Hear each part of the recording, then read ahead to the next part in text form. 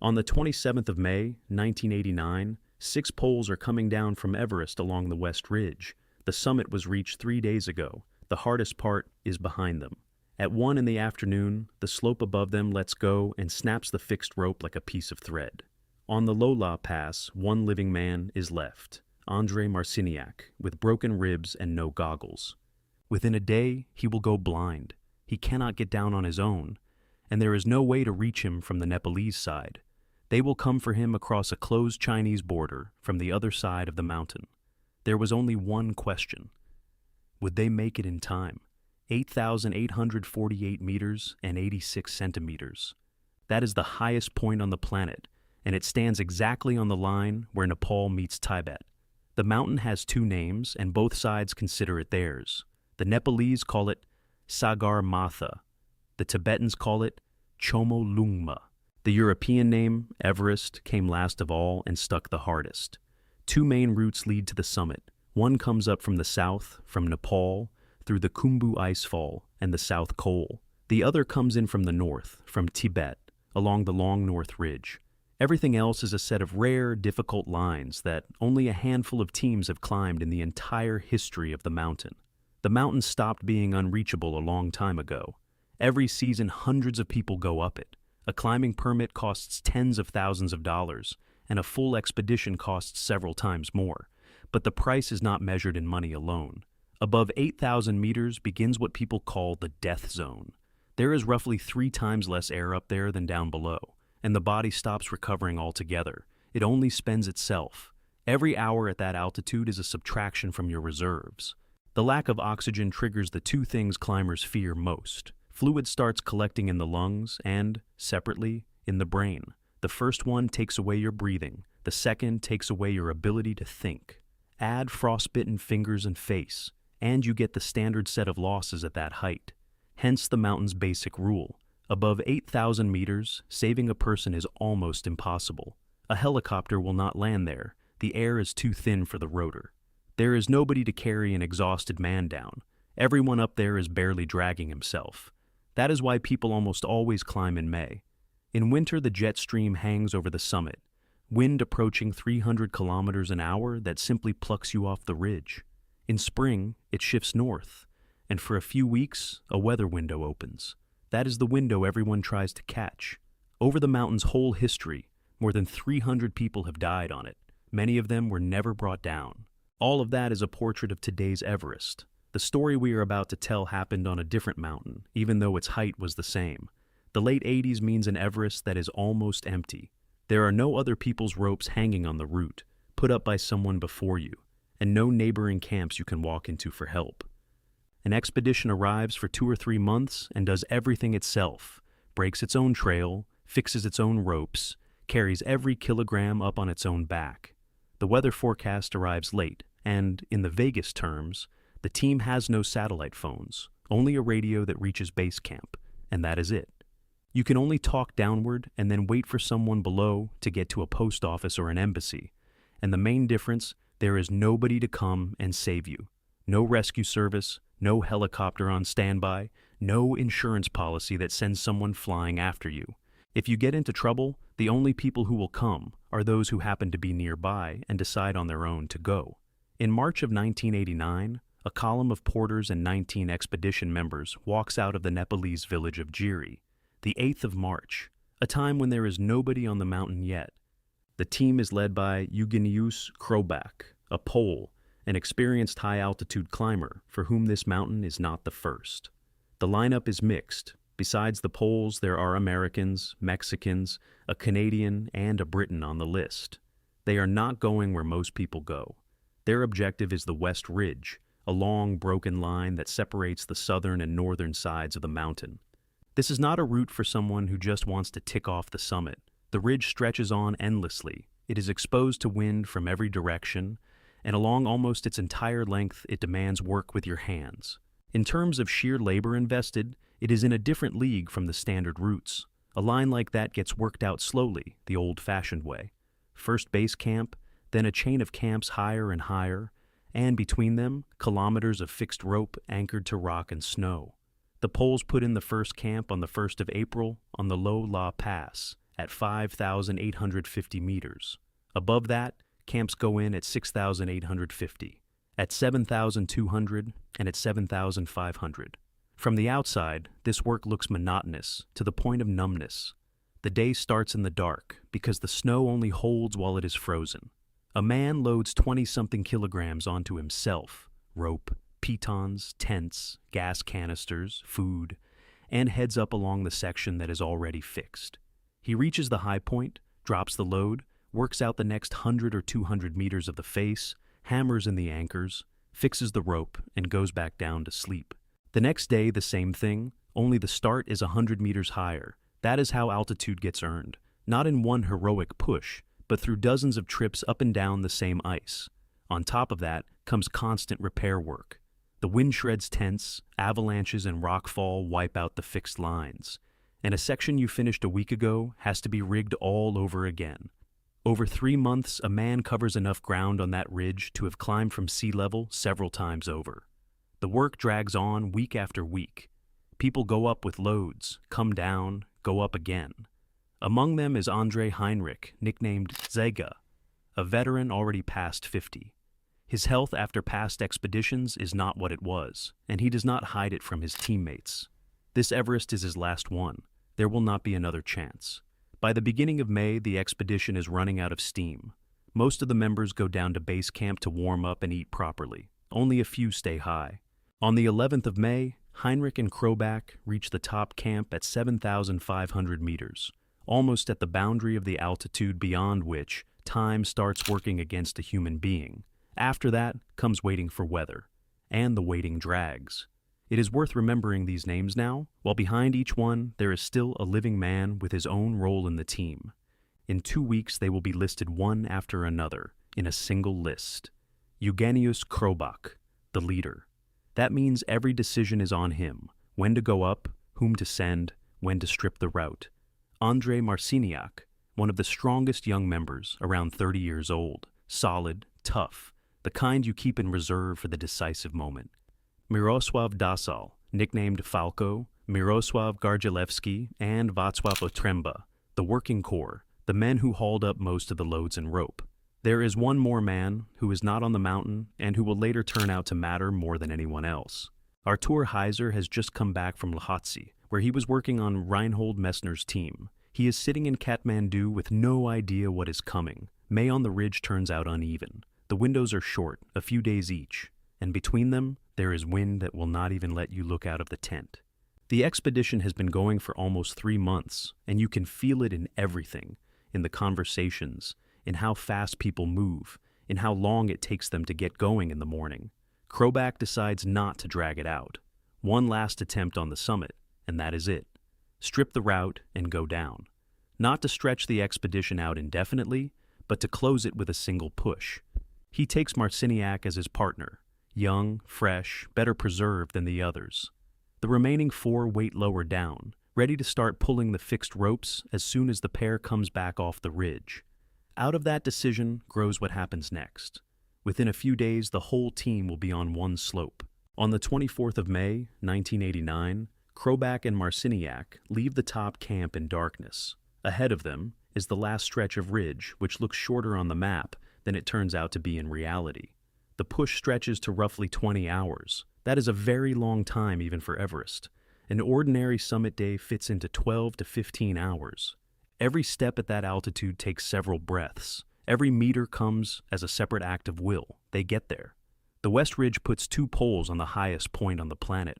Whether they use supplementary oxygen on that section is still argued about. The sources disagree. Some write about an oxygen-free push, others about bottles. There is no single version, and there is no point inventing one. One other thing, though, is known for certain. This is the first Polish ascent of Everest by the West Ridge. 3 months of work, 4 camps, kilometers of fixed rope, and in the end all of it worked. They barely stop on the summit. Time has already been lost. The sun is going. They turn around and head down, slowly, on what is left of their strength. Down at base camp, the news is taken as an unqualified success. The expedition happened. The job is done. What remains is the technical part. Gather everyone, strip the gear, bring it all down, and go home. And that is exactly what kills them. In the mountains, the summit is only half the journey, and the statistics on the 8,000ers say something beginners learn last. Most people die on the descent, when the goal has already been reached and the inner spring has unwound. The pair descends to the upper camps and sleeps there. After a 20-hour summit push, a person needs at least a full day to get back into working shape, and they take that day. 4 men are waiting below. Heinrich, Dasal, Gardzilewski, and Otremba have come up to meet them, to collect the gear and go down together. The plan is simple and ordinary. Gather into one group, descend the fixed lines, pulling ropes and anchors on the way. You do not leave hardware on the route. It is expensive, and it was carried up here on people's shoulders. On the 26th of May, all 6 of them are together. For the first time in a long while, the expedition is gathered into one fist, and it feels like relief. The hardest part is behind them. The summit is climbed. From here, it is only down. But over the past few days, a lot of snow has piled up on the slopes. A lot of snow. The faces of Kumbutsi, the peak that adjoins the Lahola Pass, are loaded with fresh layers sitting on an old hard crust. To anyone who understands avalanches, that is the classic warning picture. A sliding surface underneath, a heavy slab on top. On a slope like that, one extra push is enough. The descent goes down a couloir, a snow gully squeezed between rock walls. A couloir works like a funnel. Everything that breaks loose above flies straight into it. Lower down, it drops away toward the pass.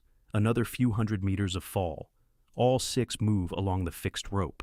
That is normal practice. Fixed lines catch you if you slip and let you descend faster. But fixed lines have a property nobody thinks about at moments like this. They tie people to a single point. Whatever happens, it happens to everyone at once. On the 27th of May, they are roughly 50 meters below the ridge. The day is clear, and since morning, the sun has been beating straight into the couloir. At around 1 in the afternoon, the slope above the group stops holding. It is not a cornice and not some isolated chunk. The entire snow slab releases at once. It enters the couloir and instantly picks up speed, because the gully will not let it spread sideways. 6 people are standing exactly in its path. The fixed rope they are clipped to tears immediately. In the accounts it is described very simply. It snapped like thread. A rope is designed to hold one falling climber, not the impact of a mass of snow coming down like a wall. In that moment, nobody has any protection at all. The men are dragged down 200 to 300 meters and thrown out onto the Lahola Pass. You cannot call it a fall. A person is carried inside the flow and tumbled along with the snow, and the whole thing ends when the flow comes to a stop. Marciniak comes to down below, in the debris. The first thing he feels is his smashed face. The second is a sharp pain in his side, like broken ribs. He is lying at the foot of the wall, and it takes him a moment to work out which way is up. And he notices a loss that at first glance seems trivial against everything else. His goggles. They were ripped off somewhere in the flow. At that altitude, the snow reflects almost all the ultraviolet, and unprotected eyes get burned within a few hours. A delayed sentence that will be carried out later. 2 of the 6 die immediately before the flow even stops. Only Marciniak gets to his feet. What follows is work nobody should have to do alone. Marciniak searches for the buried. He has no shovel and no avalanche probe, only his hands and a knife. He digs wherever something is sticking out of the snow, the corner of a pack, a boot, a loop of rope. Snow sets hard after an avalanche, like concrete, and every meter takes a long time. He reaches Heinrich first. The pack is frozen in and will not come free, so Marciniak simply cuts the straps with his knife to pull the man out. He gets him out and realizes there is nothing left to be done. The veteran has a severe spinal injury and cannot move. About half an hour after the avalanche, Heinrich dies. That last Everest he had talked about with his teammates really does turn out to be the last one. He brings Otremba round, not for long. On the pass, there are no medicines, no stretcher, no second pair of hands, and everything you can do for a badly injured man at 6,000 meters is simply to be there. Dasal and Gardzilewski he finds already dead. Krobak is alive and conscious. The expedition leader has a broken leg and multiple injuries, but he talks, he answers, he understands what has happened. The 2 of them are left alone on the pass among the bodies of 4 teammates, with a night ahead of them. A night on the Lahola Pass at the end of May means -20 and colder, and wind that pulls off the glacier without a break. There is no tent. All the gear either went with the avalanche or is lying somewhere under the snow. No sleeping bag, no stove, which means no water. And a man with severe injuries loses fluid faster than a healthy one. Marciniak does the little that can be done. He clears a platform, digs out of the snow anything that can pass for insulation or shelter, positions Krobak so he is not lying directly on the ice, and lies down beside him to warm him with his own body. He does not sleep all night. He talks, not because there is anything to say, but because as long as the man answers, he is still here. Krobak is conscious and understands his own position better than anyone else on that pass. He is the leader. He put this expedition together. He chose the route. He decided who went up and when. And now he is lying with a broken leg next to the bodies of 4 men he brought here himself. There is no real help to give. Getting a man with injuries like that down alone would be beyond even a healthy climber, and Marciniak has broken ribs. Every deep breath sends pain through him, and with every hour his eyes see worse. To go down means to abandon him. To stay means simply to wait together. He stays. The hours drag, the wind does not ease, the conversation grows sparser, the answers shorter. On the morning of the 28th of May, Krobak dies, the 5th death in less than a day. By the evening of that same day, Marciniak's eyes give out. It starts with a burning feeling, as if sand had been poured under his eyelids. Then it becomes impossible to look at the snow. And finally, the world turns into a blurred white patch. Snow blindness is an ultraviolet burn of the cornea, and it does not develop right away, but several hours after the damage has already been done. Usually it passes within a few days. The problem is that you have to live through those days somewhere. He makes his way to camp almost by touch. On the way, he drops into a crevasse and adds new injuries to his broken ribs. He gets out on his own because there is nobody to pull him out. He does reach the first camp at 5,850 meters. That is what saves his life. There is a tent standing there. There is food. There is gas for the stove, which means water. And there, too, is the radio, the single thread connecting him to the rest of the world. He gets on the air and reports the essentials. 5 dead, he is alive. He is in Camp 1. He will not be walking down, and that is clear to everyone in the conversation. The fixed ropes on the route have been torn away by the avalanche. His eyes cannot see. His ribs are broken. Below him, between the pass and base camp, lies the Khumbu Icefall, a moving river of ice with crevasses and overhanging seracs, a place a climber with working eyes will not enter alone. After the snow falls, it is packed with fresh snow that hides the cracks. There is only one thing left that he can do: wait in the tent, ration the gas, and hope that somebody comes for him. And so, begin the days that take one line to describe, and in reality, drag on for almost a week. A blind man in a tent lives by touch, and his whole life narrows down to a handful of operations. Find the stove, find the pot. Scoop snow just outside the door, without going further than an arm's length, because there is a glacier and crevasses out there, and no landmarks at all. Melt the snow, wait for it to boil, drink. Then again, because at that altitude the body dries out in front of your eyes, and dehydration kills as surely as the cold. Every movement he makes slowly, so as not to knock over the stove and set the tent on fire. A fire here would mean the end, with no alternatives.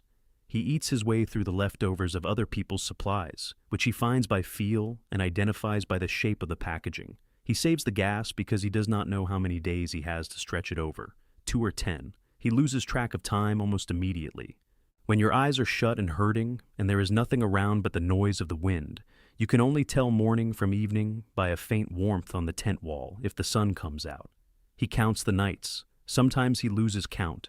And all that time, a couple of 100 meters above him, 5 of his teammates are lying under the snow. He knows exactly where. He cannot leave that place. The news reaches Kathmandu within a few hours. 5 dead in one expedition. A 6th trapped on a pass at nearly 6,000 meters, blind and unable to move. On the 29th of May, the first rescue party sets out from below, on the Nepalese side. The logic is obvious. You go from where base camp stands and where the people are. The group climbs the icefall toward Lo La and is forced to turn back. The slopes are still releasing, and conditions after the snowfalls are exactly the same as the ones that killed the expedition 2 days earlier. Sending people up there means producing a second list of the dead. A helicopter is ruled out for a reason known in advance. The pass is squeezed between walls, and machines capable of working in that kind of terrain, at that kind of altitude, simply do not exist in the region in those years.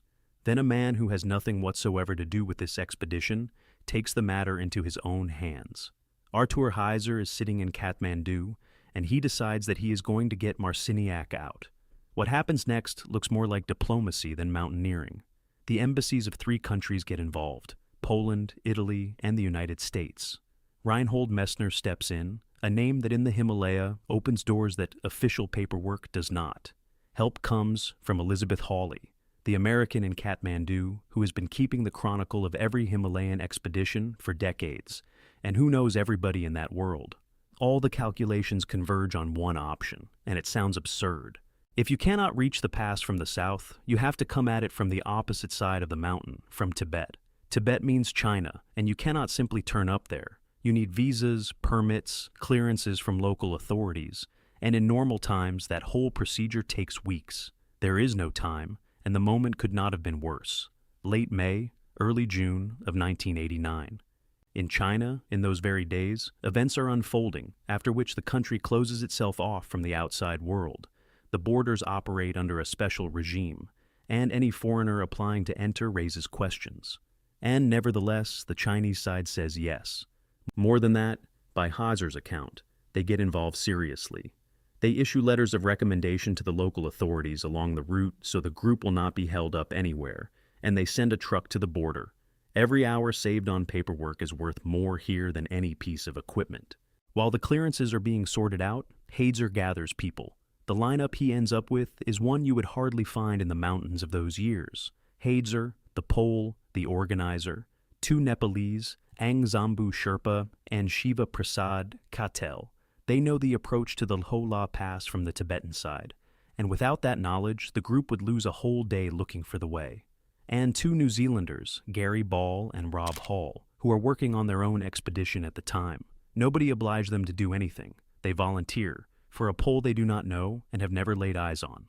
On the 29th of May, around midnight, the truck pulls out of Kathmandu. Ahead of them lies roughly 50 hours of road with almost no stops, across the Nepal-China border, up onto the Tibetan plateau, and then west to the northern foot of Everest. In a straight line, it is not that far. By road, it is an entire country. The first stretch runs from the Kathmandu Valley up to the border. The road winds along the slopes. In spring, landslides regularly cut it. And around every bend, there is a chance of running into a blockage. Then comes the border itself, where everything hinges on paperwork and where people normally lose hours and days. This is exactly where the letters from the Chinese side do their work. The group is waved through instead of being sent off to wait. Past the pass, a different planet begins. The Tibetan plateau sits at over 4,000 meters. Altitude the truck gains in a few hours, whereas climbers take weeks to get that high. The men in the back get altitude sickness as a free extra. Headaches, nausea, the impossibility of sleeping. And that is before the actual work has even begun. The truck moves across the plateau, empty and swept through by wind, where for hundreds of kilometers there is nothing but stone and low sky. Dirt track, washboard, dust. Sleeping in a bouncing truck bed is nearly impossible, and stopping is not an option. The man on the pass is running out of gas and time. They drive for a day, then another day. There is little conversation. Everyone is counting hours. One more detail people usually forget. They are going to rescue a man, and they do not know whether he is alive. The last information came from that radio call. Everything that follows is done blind, on the assumption that he is still holding on. From the Chinese base camp, vehicles are of no more use. The rescuers continue on foot, across the moraines of the Rongbuk Glacier, a chaos of rock and ice with no trail and no landmarks, where your legs drop between the boulders. This is exactly where the decision to bring the Nepalese along pays for itself.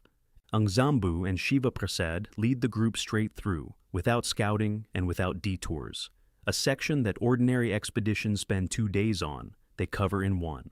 The total count from leaving Kathmandu to reaching the objective is about 55 hours. Up on the pass, meanwhile, Marciniak is in his 5th day alone. His sight is coming back a little. First the difference between light and dark, then the blurred outline of the tent door. That is the only good news of the week. Of what is happening down below, he knows nothing. After the radio call, the world went silent for him, and whether anyone is coming at all, he can only guess. On the 1st of June, he hears a sound he cannot explain. He will later say that he took it for music. After 5 days of silence and altitude, his brain found the most unexpected explanation for human voices. Then 3 figures come out of the mist toward the tent: Hazer, Hall, and Ball. Marciniak will not become the 6th man to die on Lola. The happiest minute of my life, that is how he will put it afterwards, and nobody expected any other wording from him. They go down the same way the rescuers came, back across the Rongbuk moraines, to the truck, then across the border again. Marciniak walks on his own, held under the arms on the difficult sections. The way back takes almost as long as the way up, and the whole operation ends up fitting into a time frame that, by the standards of Himalayan rescue work, looks unbelievably short. On the 2nd of June, Marciniak is standing in front of a hotel in Kathmandu. 6 days have passed between the avalanche and that minute. The bodies of the 5 stay where the avalanche caught them, on the Lola Pass. Nobody attempts to bring them down. That would be another expedition, another risk, and in those conditions the question does not even come up. The expedition closes with a strange line in the reports. Formally, a success, that very first ascent of the route. In fact, a team that went into the mountains 19 strong and came back without 5 of its people. Afterwards, in the Himalaya, people spoke about the rescue itself separately from the disaster. A pickup team of near strangers, the embassies of 3 countries, permission from Beijing in the very days the country was closing down. All of it for one man whom most of the participants had never seen. Rob Hall and Gary Ball will go on after Everest to become 2 of the best-known Himalayan guides of their time. In the end, the mountains will take them both, and those are other stories. Polish Himalayan climbing had never known a loss like this one, not before and not since. On the list of the dead are Eugeniusz Krobak, Andrzej Heinrich, Mirosław Dasal, Mirosław Gardzielewski, and Wacław Otręba. Behind those names stands an entire generation that in the 70s and 80s made Polish high-altitude climbers the most respected in the world. They were the first to go up 8,000ers in winter, when that was considered impossible, and they took on faces that others turned down. A significant part of that school was left under Kumbutse in the space of 1 hour. In the autumn of the same year, in October, Jerzy Kukuczka dies on the south face of Lhotse, the 2nd man in the world to climb all 14 8,000ers, 2 blows in a row in a single season. And in Polish mountaineering, it is customary to date the end of the golden era from that point. There will be more ascents afterwards, there will be strong names, but that flow and that school will never be assembled again. Artur Heiser, the man who got Marciniak out, steps away from the big mountains for a long time after that operation. He will return to the Himalaya only many years later, and will die in 2013 on Gasherbrum. Marciniak himself recovers, keeps going to the mountains, and in 1996 climbs Annapurna. He does not quit climbing after Lola and does not turn into a man who lives off one story. On the 7th of August, 2009, he dies in the Tatra Mountains, not on an 8,000er, but on modest home crags, falling together with a block of rock that broke away. What remains from the expedition of '89 is arithmetic that does not add up. 1 summit, climbed by a hard ridge, 5 men left on the pass beneath it, and 1 man saved because several people from different countries decided it was worth it. The 25th of May, 2006, 8,800 meters, the north ridge of Everest. 50 meters left to the summit, a minute's walk on flat ground. The guide asks his client what he can see. The German, Thomas Weber, answers with 1 word: nothing. He did not go blind suddenly. He knew it was coming. After brain surgery, his sight failed him more and more the higher he climbed, and several companies refused to take him up this mountain. He found one that agreed. 3 hours later, he will say the words about dying, and he will fall at 8,700 meters. The argument about where the mistake was, and whether there was one at all, is still not closed. In Abu Dhabi, Thomas Weber has an air-conditioned office and a job title that only gets said in full on paper: Chief Operating and Financial Officer of the investment firm Al Bateen Investment. A German, 41 years old, a suit, negotiations, numbers. A man his colleagues would later remember with the same word every time: generous. He did charity work, he backed aid programs in Africa, and at the company they counted him as one of their own, even though he had only been there a year. All of that is one half of his life. The second half started far earlier, at the age of 10, when he first went into the mountains and never really came back out of them. He never stopped climbing. The mountains were not some weekend hobby for an office worker. They ran through his whole biography in a straight line, alongside the career and quite independently of it. And there was a third thing, which very few people in that office knew about. As a young man, Weber has a brain tumor removed. The operation goes ahead. He lives on, he works, he goes to the mountains. But it leaves a mark, a permanent visual impairment, not full blindness and not something a person across the table would notice. In ordinary life, at sea level, he manages so well that his condition does not look like a problem at all. The problem shows up together with altitude. The particular thing about his impairment is that it is not stable. The higher Weber climbs, the worse he sees. His vision drops off as he gains height, as though someone were slowly pulling down a brightness slider. A body running short of oxygen takes away, first of all, exactly the function that was already damaged. He knows this. And it is with that knowledge that he starts preparing the most serious project of his life. There is no mistake here, and no surprise out on the route either. The man knew roughly at what altitude it would start, and he went anyway. By the middle of the 2000s, his climbing list holds 2 big summits on different continents.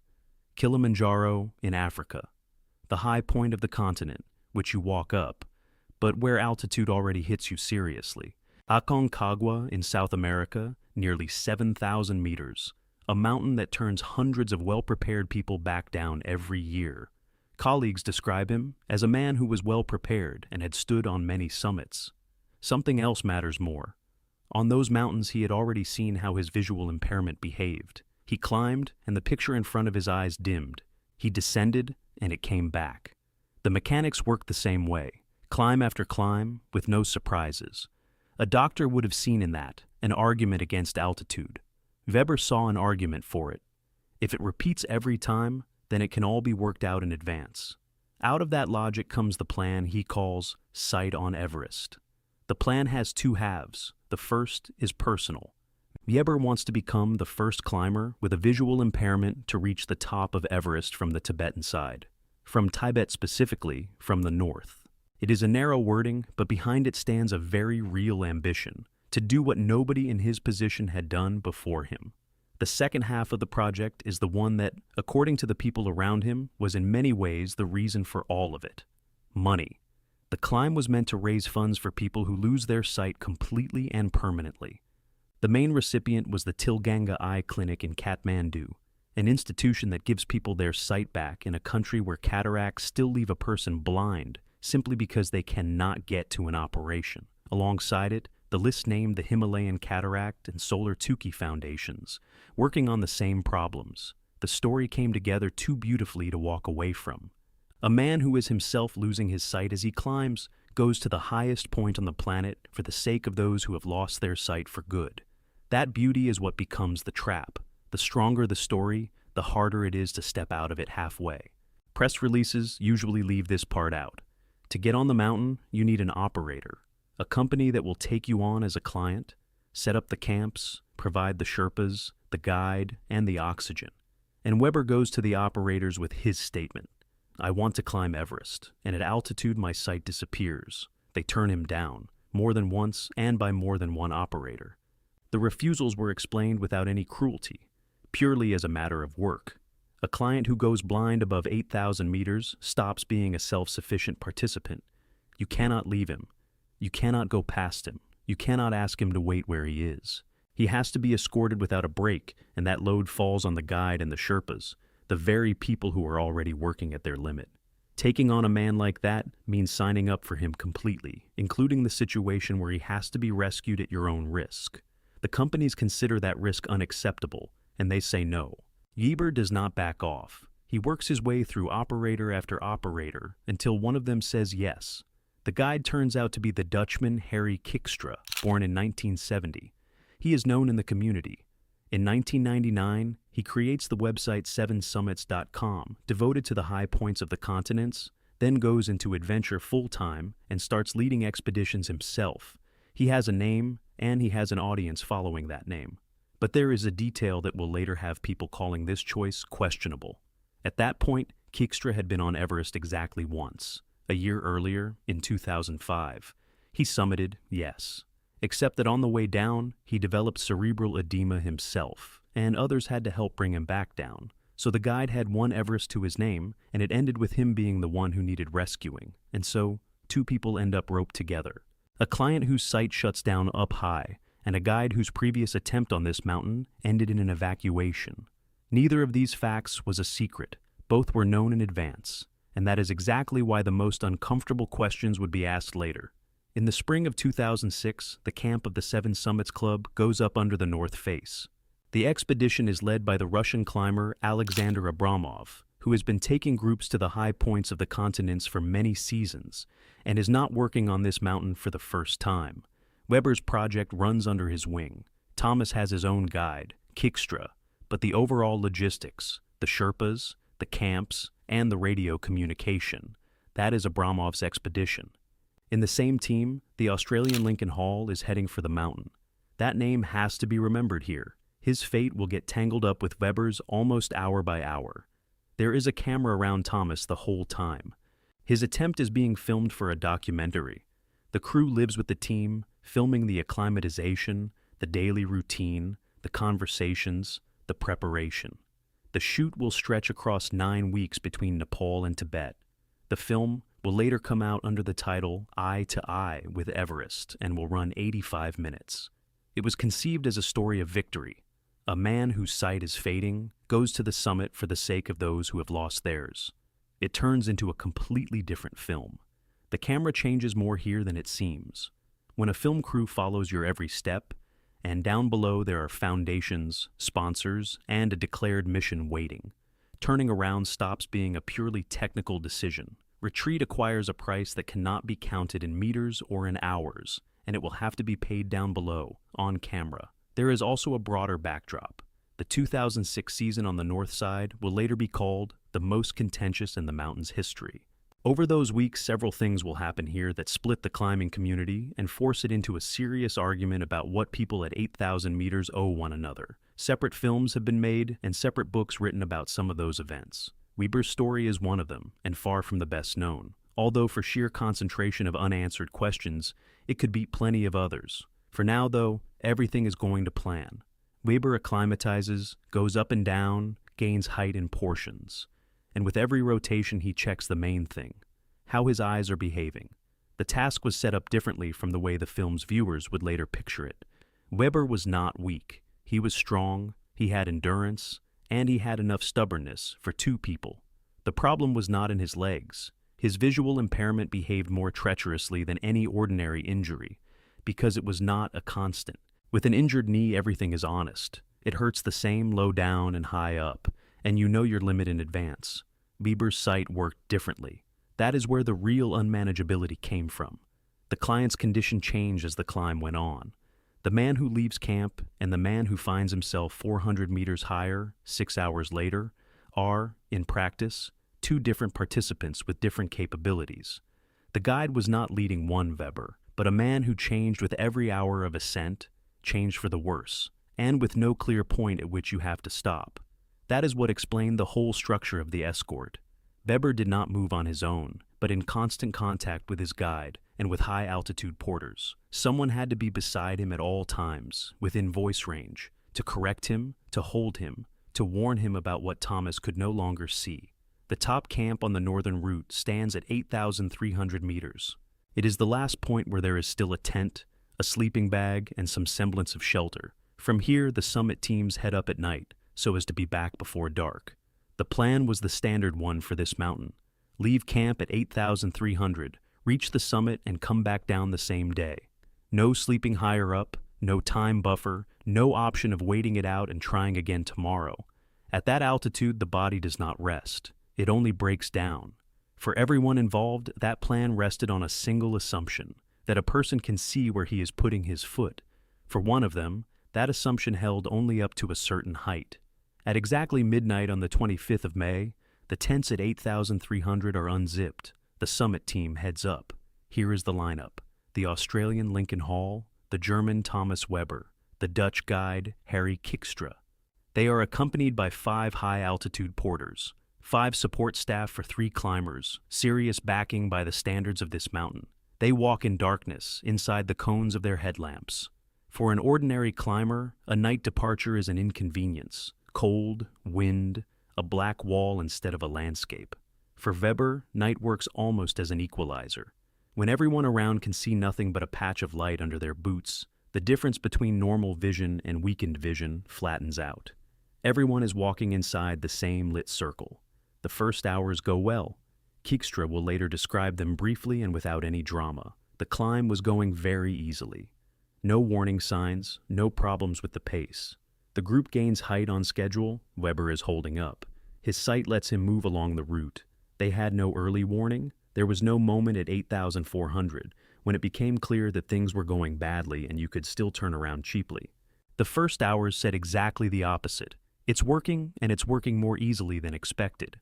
The North Ridge brings the group to the rock steps, series of steep sections that you pass on fixed ropes, using hands and feet, placing your crampons precisely on stone, the most technical part of the route. On it, sight stops being a convenience and becomes a requirement. You have to see where you are putting the points, and see it in advance, not once your foot is already moving. By dawn, the climbers are already above 8,600 meters. Not much is left to the summit. In height, less than 250 meters. In time, at a normal pace, a few hours. The sky brightens, the headlamps become unnecessary. The world takes back its color and its depth, and for the first time that night, you can see where you actually are.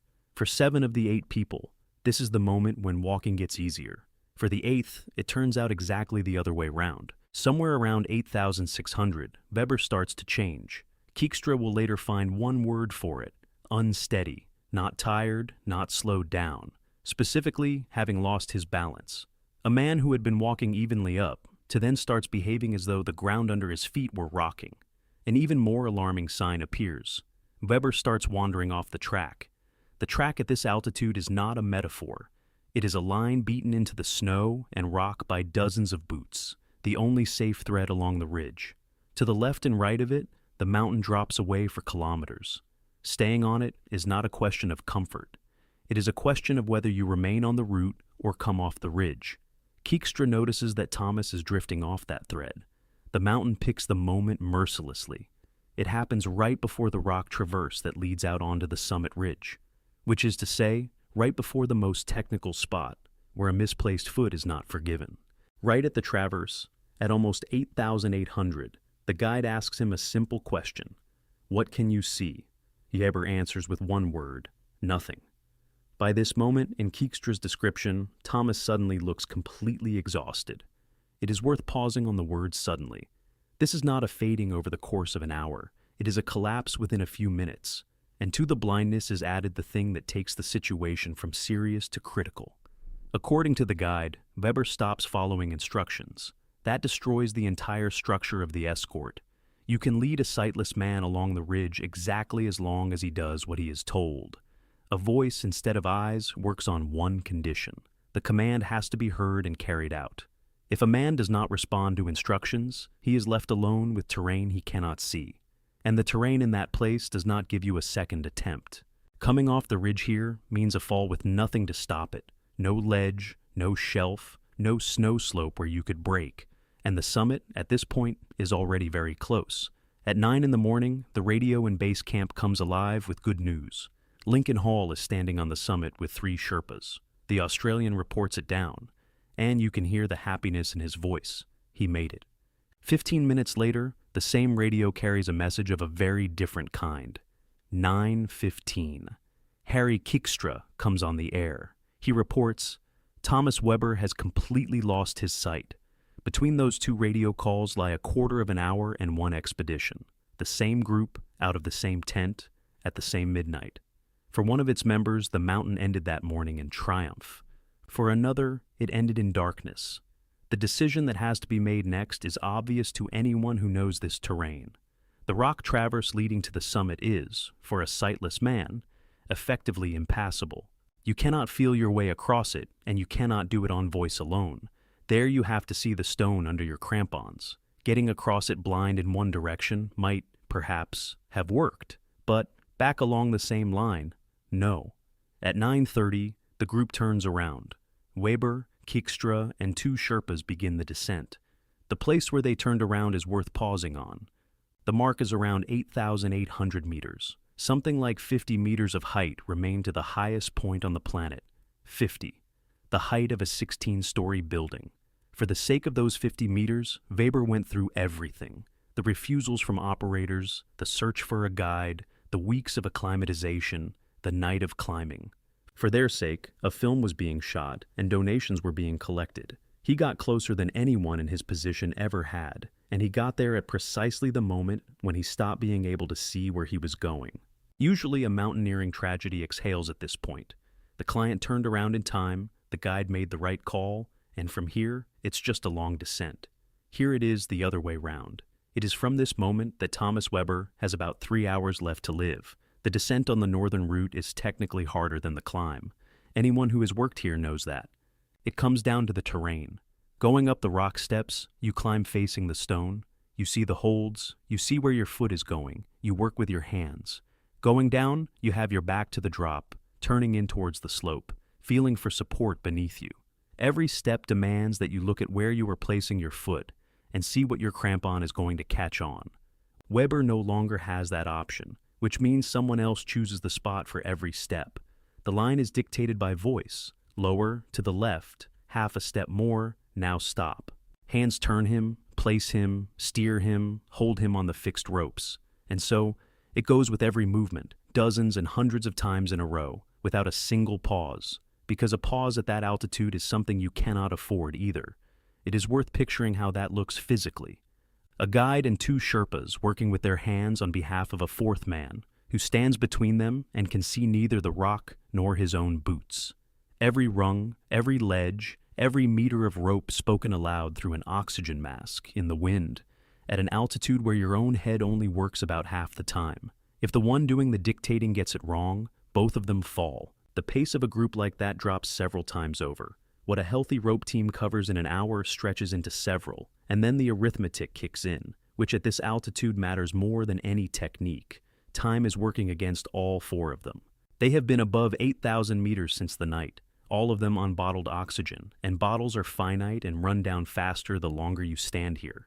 Every extra hour does not cost you tiredness. It costs you a margin of safety you no longer have. Moving slowly at that altitude is not permissible under any circumstances. Moving faster is something they cannot do. Descending like this meter by meter, the group comes out at the second step, a short vertical rock section that decides whether you get to the summit and whether you get back. To make it passable, a metal ladder is fixed to the rock, a ladder at 8,700 meters. Narrow metal rungs, steel cables, crampon points that have to be placed exactly in the gaps between the steps, a place where even a sighted person can get it wrong. 12:20. The radio comes alive again, and Kijkstra's voice reports his coordinates. He is at 8,700 meters together with Weber and 2 Sherpas. And he reports the main thing. Thomas has collapsed. Behind that short radio message stands a scene the guide would later describe in detail in his own public account. By his account, Weber was standing 4 meters away from him. Not lying down and not crawling, but standing on his feet, on his own, on the route. Those 4 meters matter here. It is a distance from which you can no longer support a man or catch him. You cannot reach him. Thomas turns to the guide and says a sentence. Here the sources diverge, and this is a case where the divergence is worth stating honestly. In some versions, his words are given as, "I am dying." In others, as, "I have died," the past tense. Which wording was actually spoken can no longer be established. Between them, there is an oxygen mask, wind, and an altitude at which the human brain works at half strength. The meaning is the same in both cases. A man 4 meters away is reporting what is happening to him. After that, in Kijkstra's description, Weber closes his eyes, falls where he stands, and begins to slide down the slope. There is also a version of what preceded the fall. According to it, while descending the ladder, Weber's crampons caught on the fixed ropes. That same precise work with the points on metal that a blind man cannot perform. How the caught crampons, the collapse, and the spoken sentence relate to one another has not been reliably established. The order of events differs from one retelling to the next. He comes to a stop below the second step. Between the report of total blindness and this moment, exactly 3 hours and 5 minutes have passed. In that time, the group descended roughly 100 meters in height. 100 meters in 3 hours? From that figure, you can reconstruct everything that was going on up there. Scott Woolhams, the leader of another expedition, comes up to the spot, having happened to be on the same section of route at that minute. Outside, help at that altitude is rare, and not out of callousness. Everyone is at their own limit, and nobody has spare hands. Together with Keekstra, they lift Thomas up to check whether he is alive. What follows is described in the guide's account dryly and point by point. They look for a pulse. They look for breathing. They check the reaction to light, the last method available at that altitude for working out whether there are any signs of life. They find not one of them. Keekstra would assess what happened this way. Thomas went at the moment he fell, 10 or 15 minutes before the check. If the guide is right, the man who said he was dying was right literally. Between his words and his death lay not long hours, but a matter of seconds. At 12:40, death is confirmed. 3 hours and 25 minutes have passed since that radio call at 9:15. Everything that happened to Weber fitted into a single morning. Keekstra records the place in a photograph. That picture was argued about a great deal afterwards and in different ways, but his explanation for it is simple. At that altitude, a photograph remains the only document. The body will not be brought down. At 8,700 meters, an evacuation is physically impossible. All that can be brought back to the family, to the expedition, and to yourself is a frame and an entry in a report. The medical cause of death could not be established. There could be no autopsy, and there was nobody and nothing with which to make a diagnosis. Stroke and hemorrhage were named as versions, conditions that could have had something to do with the operation he had undergone as a young man. Neither of these versions has been confirmed, and neither can be confirmed now. All that is known is what two men saw. He was standing, he said a sentence, he closed his eyes, and he fell. While one death is being confirmed at 8,700, a second disaster is unfolding higher up the ridge, with a man from the same tent who set out at the same midnight. Lincoln Hall, that same Australian who at 9 in the morning was happily reporting from the summit, starts having problems at around 10. He is already descending. He develops cerebral edema. Hall stops understanding where he is, argues with the rescuers, and does things he cannot explain himself afterwards. 4 Sherpas try to bring him down. To gauge how hard it was going, one figure is enough. Descending the second step alone takes them 4 hours. That same step with the ladder, below which Weber is lying at that very time. Down below, Abramov deploys everything he has. 2 Sherpas with oxygen head up to camp at 8,300. Another 11 men he places on the North Col at 7,000 meters. A reserve in case they manage to drag Hall at least that far. At 7:30 in the evening, the Sherpas come on the radio and report that Hall has died. They are left with no choice, descend in the dark themselves or stay beside the body and die with him. They go down. A night at 8,600 meters without a tent, without a sleeping bag, with the oxygen run out, is something a man cannot survive. That is what everyone who hears the radio report that evening believes.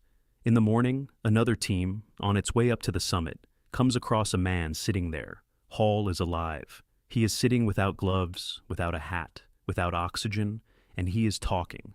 The rescue begins all over again. He will survive. He will lose some of his fingers, but he will come home on his own 2 feet.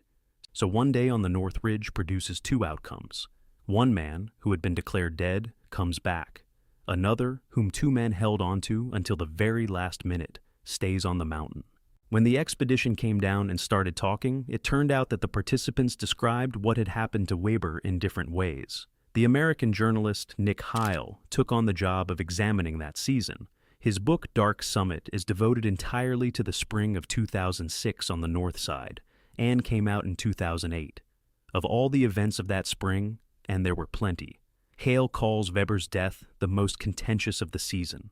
He cites witnesses who claimed that the guy did little to help his client after he lost his sight. And he puts the question more sharply. Was Weber not taken further up than the point at which it was sensible to turn around? By this version, turning around 50 meters from the summit happened not early but catastrophically late, because the first signs were noticeable long before 9 in the morning, and someone nearby saw them. This is a journalist's version, assembled from the accounts of eyewitnesses. Not a verdict and not an established fact. There is a second side too. Keekstra published his own detailed account on the project's website. In itself, an uncommon thing. Guides usually go quiet after stories like this, and he put out his version publicly, and hour by hour. In his telling, the picture is different. Up to 8,600 the climb went easily, and with no warning signs, Weber's condition collapsed suddenly. The turnaround was made immediately after the loss of sight, and nobody could have foreseen the collapse on the descent. There is nothing with which to check whose version is closer to the truth. Both rest on the same people, standing in the same place, except that those people remember that morning differently. At altitudes like that, everyone's memory works the way memory works up there. There was no proper investigation, and there could not have been one. There is no such thing as an official inquiry at that altitude. There is no protocol, no forensic examination, nobody to reconstruct who was standing where and who said what. What remains is the accounts of the participants which contradict one another, and the account of the man whose actions are the thing being discussed.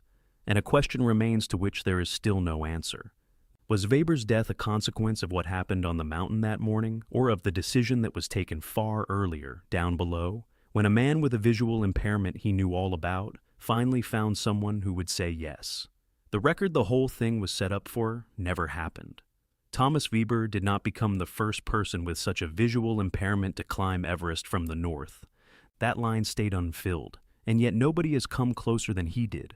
Around 50 meters of height, a distance that anywhere else on the planet would not count as a distance at all. Here it turned out to be impassable, not because of weather and not because of an avalanche, but because at one particular minute of one particular morning, a man stopped being able to see.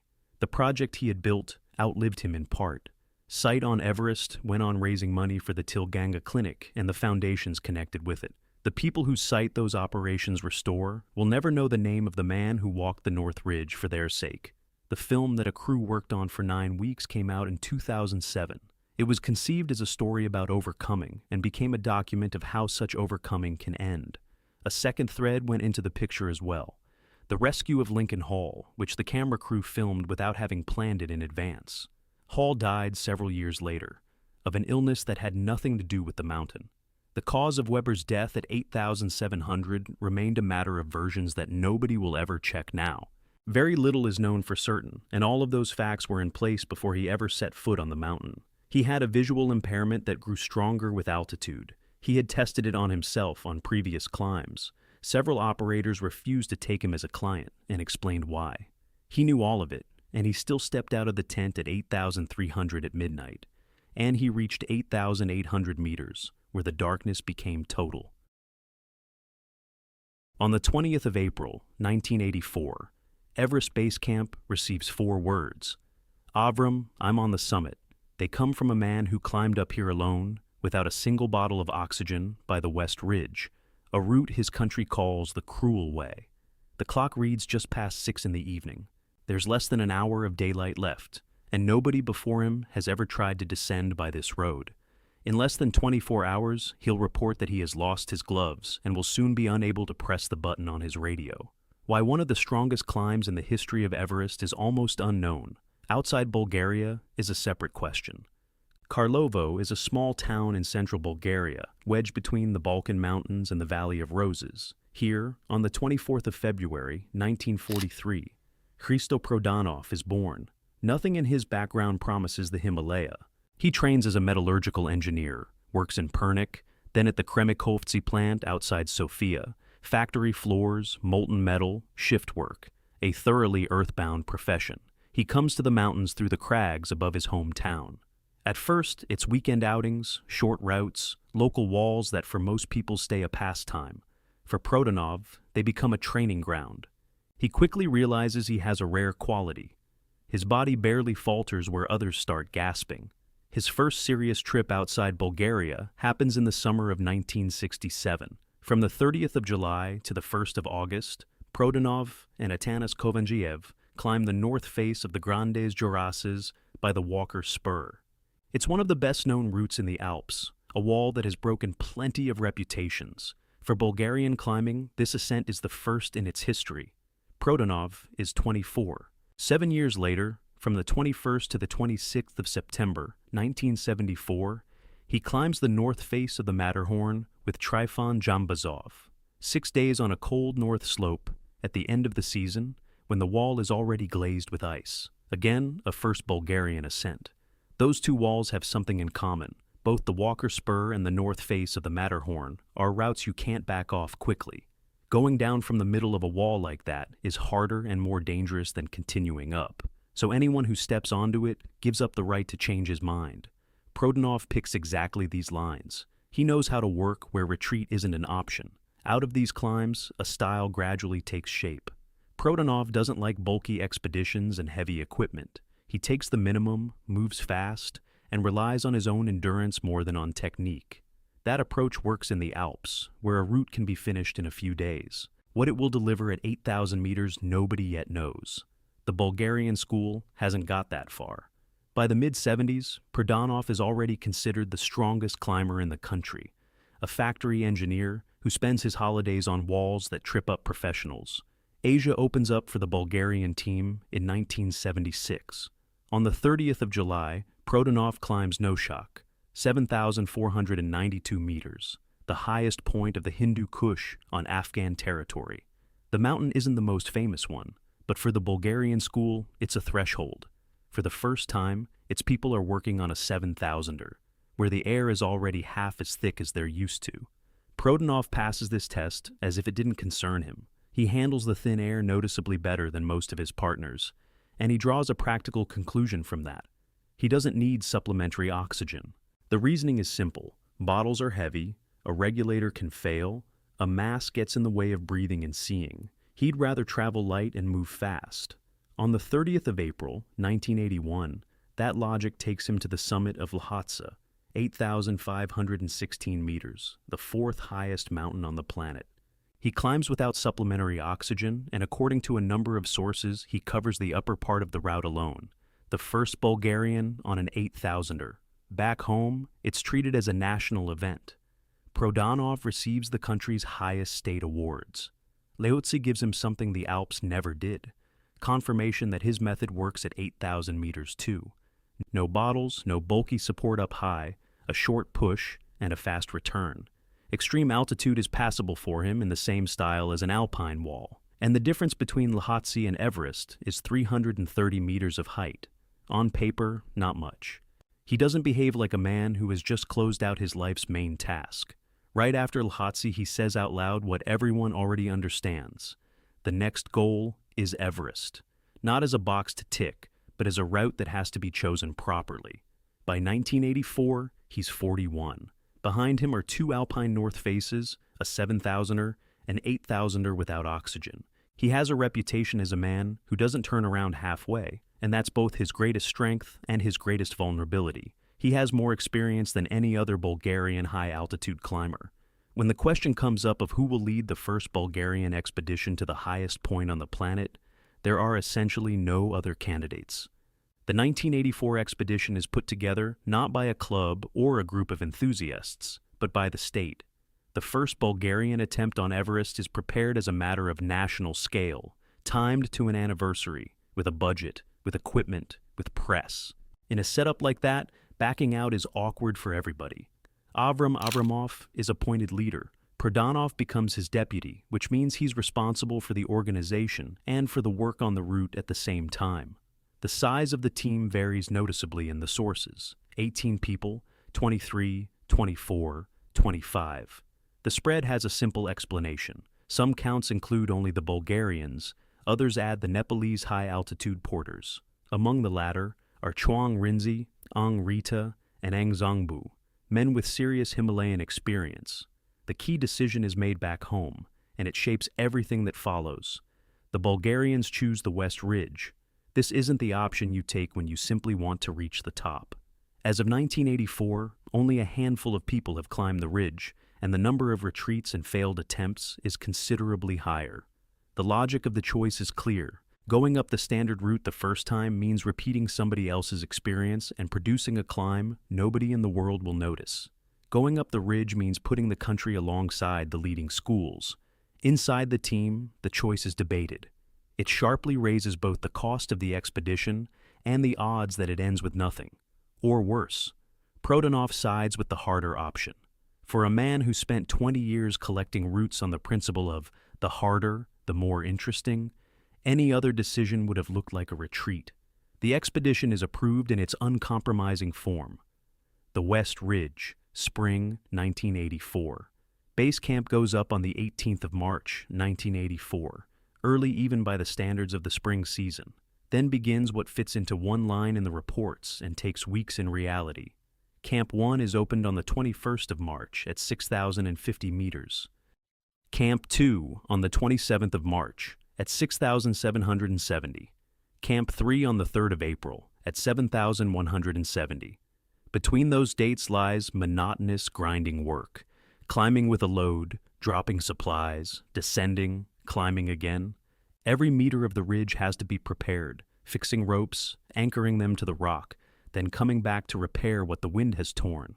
Higher up the ridge, Camp 4 and Camp 5 will follow. The winds here are fundamentally different from those on the standard lines. The ridge is exposed on all sides. It works like a wind tunnel. The airflow doesn't go around it, it hammers along it. Tents on platforms like these get shredded, gear gets blown away, and a man with a rucksack turns into a sail. Then there's the rock itself.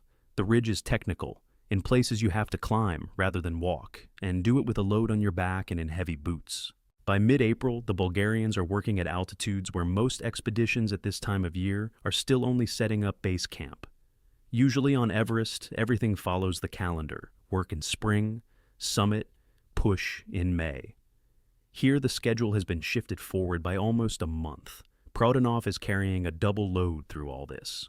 As deputy leader, he handles logistics and the assignment of people. As the team's strongest high-altitude climber, he also hauls more than anyone else up the mountain. Time after time, he's the one at the top end of the prepared route.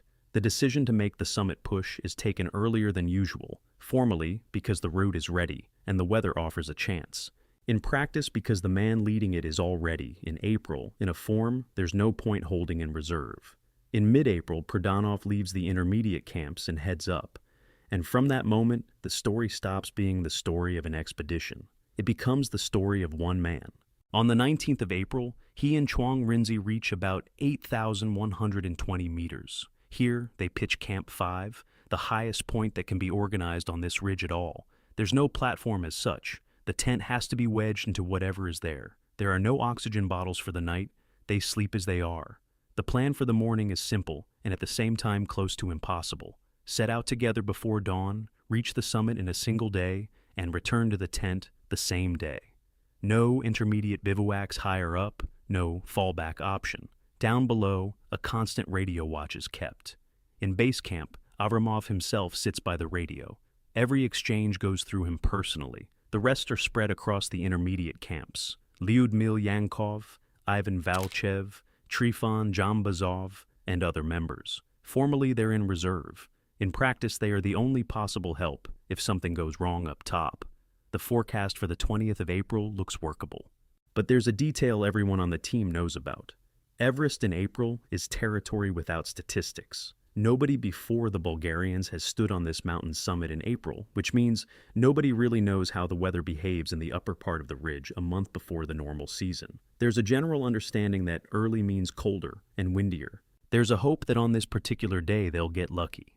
On the evening of the 19th of April, 2 men lie in a tent at 8,120 meters and wait for morning. One of them won't come back from here. At 5:45 in the morning, 2 men leave the tent. Neither Prodanov nor Rinzi has oxygen bottles on his back. Both go on whatever air there is. Morning at that altitude is the coldest time of day. The sun hasn't reached the ridge yet. Boots have gone stiff overnight. Fingers feel nothing for the first half hour of walking. They move slowly. The normal pace here is a few steps, then a stop and a dozen breaths to recover. 15 meters of climbing can take as long as a kilometer of trail down below. For the first few hours, they go together. Then the ridge presents its bill. Rinzi is an experienced high-altitude climber, but the West Ridge demands not endurance, but climbing. Sections where you have to use your hands, choose holds, protect yourself. Doing that above 8,000 meters without oxygen, with numb fingers, is a task of a different order. By mid-morning, Rinzi turns around and starts down towards Camp 4. Before that, they talk for a few minutes on a narrow ridge above 8,000 meters. Rinzi's decision is professionally faultless. He assessed the route and himself soberly. Prodanov's decision is of another kind. Prodanov stays alone and goes on. It's this episode that gave rise to an argument still unsettled today. Should the climb be called fully solo? A team was working below. The route was partly prepared. Ropes were hanging on the lower sections. The solo part was the upper stretch, but precisely the stretch where none of those things helps anymore. Some sources call this climb a solo without qualification. Others specify that only the final section was solo. The difference matters, and it's more honest to leave it as it is than to pick a convenient formulation. Where the sources don't disagree at all is the absence of supplementary oxygen. He has no bottles on a single meter of the route. Above the point where Rinzi turned back, Prodanov has nothing. No partner, no protection, no fixed ropes in place, no tracks from anyone else's boots. He moves over snow and rock where a fall leaves no second attempt, and where nobody will see if something goes wrong. There's a second side to being alone that people usually mention less. A rope isn't only there to hold you in a fall. A partner is also someone who notices that you've started answering out of turn, that you've been standing in one place too long, that you've stopped zipping up your jacket. At high altitude, the ability to judge your own condition fails before the ability to walk does. A solo climber loses that external check completely. He sees himself only from the inside, and from the inside, the picture always looks better than it is. The radio comes alive at 10 past 11. Prodanov calls base camp and reports his altitude. By some accounts, 8,500 meters. By others, 8,550. A small discrepancy, but a telling one. There's no precise reference point on the ridge, so he's estimating the height himself. His voice is calm. He describes his pace as normal, and his condition as workable. Nothing that people in trouble say. Down below, they do the arithmetic at that moment, and it comes out two ways. In a little over 5 hours, he has gained about 400 meters of vertical. At sea level, that's a stroll. At 8,000 meters without oxygen, it's a pace that's hard to compare with anything. He's moving faster than any reasonable estimate. But the same arithmetic says a second thing. He has already spent several hours deep in the zone where the body doesn't maintain itself. It only spends. And he'll be there a good while longer. After that call, the radio goes quiet. Not for half an hour, not for an hour, for 7 hours. What happens in those 7 hours can't be reconstructed from anything. All that's left is arithmetic, roughly 300 meters of climbing in 7 hours, less than 50 meters an hour. That's how a man moves when he runs into the hardest part of the route, the rock steps of the upper ridge, where you have to climb, take off your gloves, search for holds, and put the gloves back on, losing warmth with every one of those operations. And it's also how a man moves when he's running out. In base camp, the radio stays on all day. Avramov sits by the set, the others come and go. Nothing is heard from above, no voice, no click, no background. On a route like that, silence doesn't mean disaster. The man is climbing, his hands are busy, he's saving his strength and not spending it on talk. But the longer the pause, the harder that is to believe. By the middle of the day, one more thing becomes obvious. The estimated time of return to Camp 5 no longer works in any version. Even if he turns around right now, he'll be descending in the dark. He doesn't turn around. Climbing has a simple rule for this. Turnaround time. If you're not on the summit by the appointed hour, you go down, however little is left to the goal. The rule exists because up high, a person judges his own strength wrongly. And the decision to turn back has to be made with the head, not with how you feel. Prodanov knew it as well as anyone. That day he didn't use it, and no record survives of whether he discussed it with base camp. At around 10 past 6 in the evening, base camp receives 4 words. Avram, I'm on the summit. Some sources record the time as 6:15, a discrepancy of a few minutes, ordinary for records kept by hand in different camps. Hristo Prodanov becomes the first Bulgarian on the summit of Everest. But this climb has characteristics that matter more than a national first. He is the first person to reach Everest in April. Before him, nobody had stood on this mountain summit earlier than May. The calendar was treated almost as law. He is 13th on the list of those who have climbed here without supplementary oxygen. On the count of solo ascents, the sources give him either 4th or 6th place. They count differently, because everyone has their own definition of solo, and he is the only one who did it by the West Ridge. Each of these points on its own is a serious achievement. Together they add up to a climb of an entirely different class. He spends 32 or 33 minutes on the summit. The figures differ slightly. At that altitude, that's a very long time. Usually people linger on the summit for 10 or 15 minutes, take a photo, leave something, and head straight down, because every minute up there is taken from the descent. Prodanov stays twice as long, in the evening, alone, without oxygen. He talks on the radio, but almost no detail of those minutes survives. No extended quotes, no description of what he saw. What remains is the one key phrase and the time. There could be several explanations, and none is confirmed. He may have kept the connection longer than usual, understanding what the moment meant for those below. He may simply not have had the strength to get up straight away. What filled that half hour, like almost everything on that day above 8,500 meters, stayed with him. In base camp, the joy doesn't last long, exactly up to the moment somebody lifts his head and looks at the light. There's less than an hour until dark. Down below, at 5,300 meters, evening comes gently. Up on the ridge, it drops all at once and brings with it a cold in which you can't touch metal with a bare hand. The man on the summit knows that better than anyone. He begins the descent along his own tracks. The phrasing sounds routine. Behind it lies a circumstance nobody before him faced. Everyone who climbed this line earlier went down by a different road. Prodanov descends a route that exactly one person on the planet knows, himself, and he knows it from one single passage made that morning. There's also a difference in the movement itself. Going up, a man looks straight ahead, the slope is right there, the terrain reads clearly. Going down, he sees emptiness falling away beneath his feet and has to turn to face the slope at every difficult spot. In daylight, that drains you. In the dark, by the light of a single headlamp picking out a circle a few meters across, it turns into guesswork. Working out where he came up in the morning is nearly impossible, and the ridge is generous with side spurs. Darkness closes in almost immediately after the summit.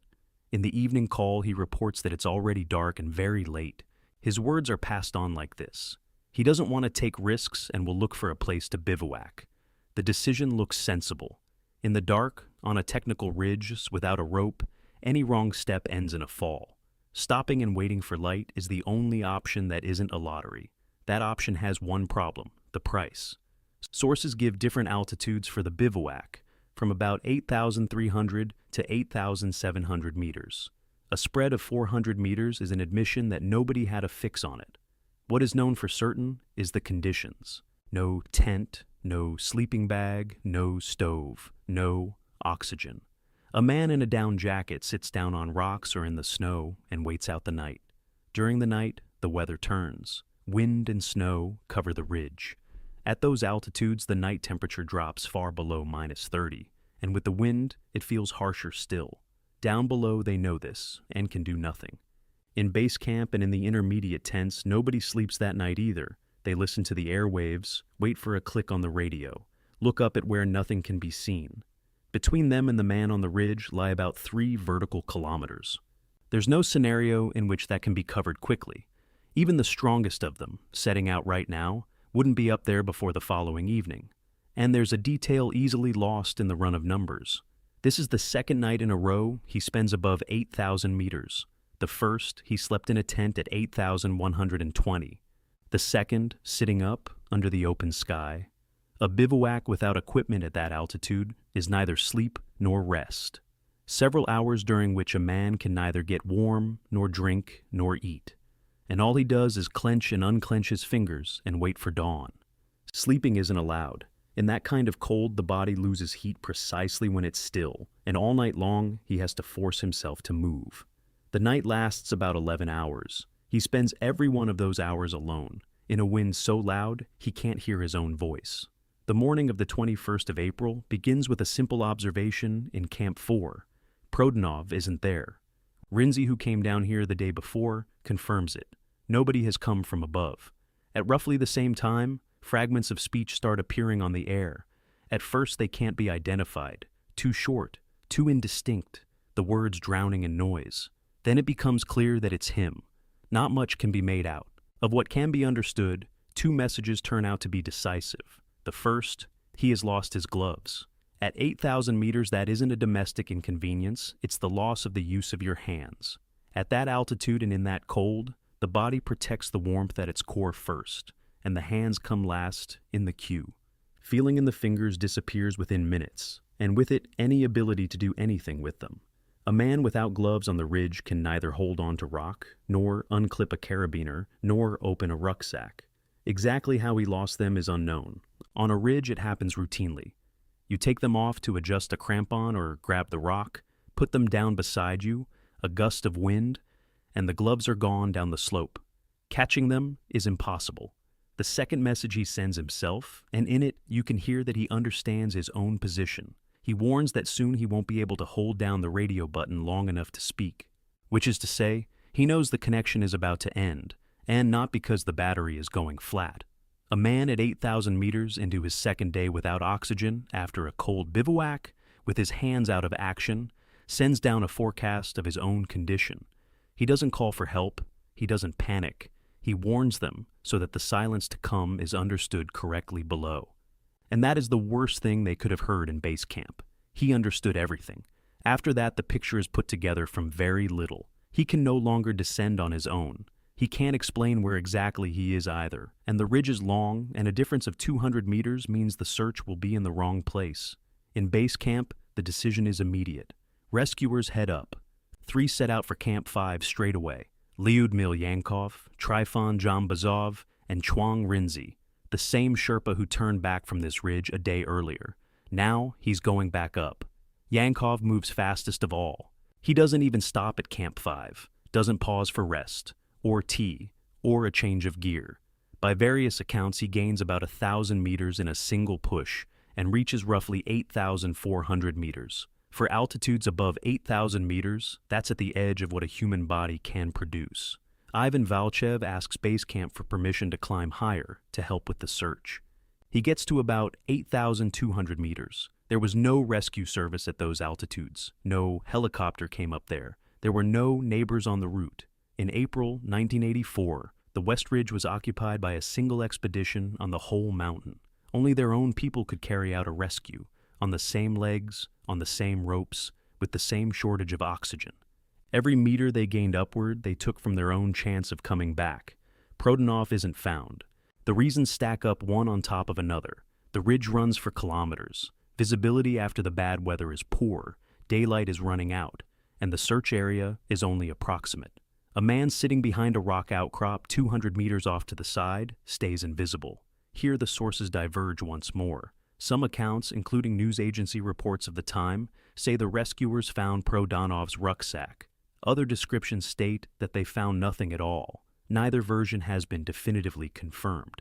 Yankov stays up there for the night. He doesn't sleep. Over and over he calls Prodanov on the radio into a darkness that has long been silent. Every few minutes he presses the button, says the name, and waits for an answer, knowing that the man he's calling physically cannot press a button of his own. In the morning, he starts down. He arrives below with severe frostbite. He climbed higher than common sense allowed, spent a night at altitude without a proper bivouac, and came back with nothing. In the reports, it stays a dry line, the second extreme climb of that week, only without a summit and without a result. The last radio contact is logged at 7:45 in the evening. The voice is described the same way in every retelling, weak, almost indistinguishable. What exactly he says can't be made out. The date of that call is another place where the records don't agree. Some sources place it on the 21st of April, others on the 22nd. Behind that discrepancy lies not carelessness, but the real confusion of those days. Messages were picked up in different camps, some words weren't recognized at all, times were entered differently in the logs. The official date of death in Bulgaria is given as either the 21st or the 22nd of April, 1984. After that signal, the airwaves fall silent for good. The overall tally comes out like this. From the moment on the 19th of April when he climbed up to Camp 5 at 8,120 meters, To the last radio contact, Prodanov spent, by various counts, more than 50 hours above 8,000 meters, without bottles, the whole time. The rescue operation is called off. That decision only looks harsh from the outside. The people who could have gone higher had already gone and come back frostbitten. A second attempt would have meant not saving one man, but losing several. Prodanov's body was never found. By one version, he stayed somewhere in the area of the Big Gray Tower on the ridge, a distinctive rock formation in the upper part of the route. There's nobody to check that. He stayed where his climb ended. The expedition didn't fold. The decision to continue after the death of the deputy leader wasn't easy, but the team stayed on the mountain for almost 3 more weeks. Their position was unenviable. People who had just been searching for a comrade and came back frostbitten had to go out onto that same ridge again.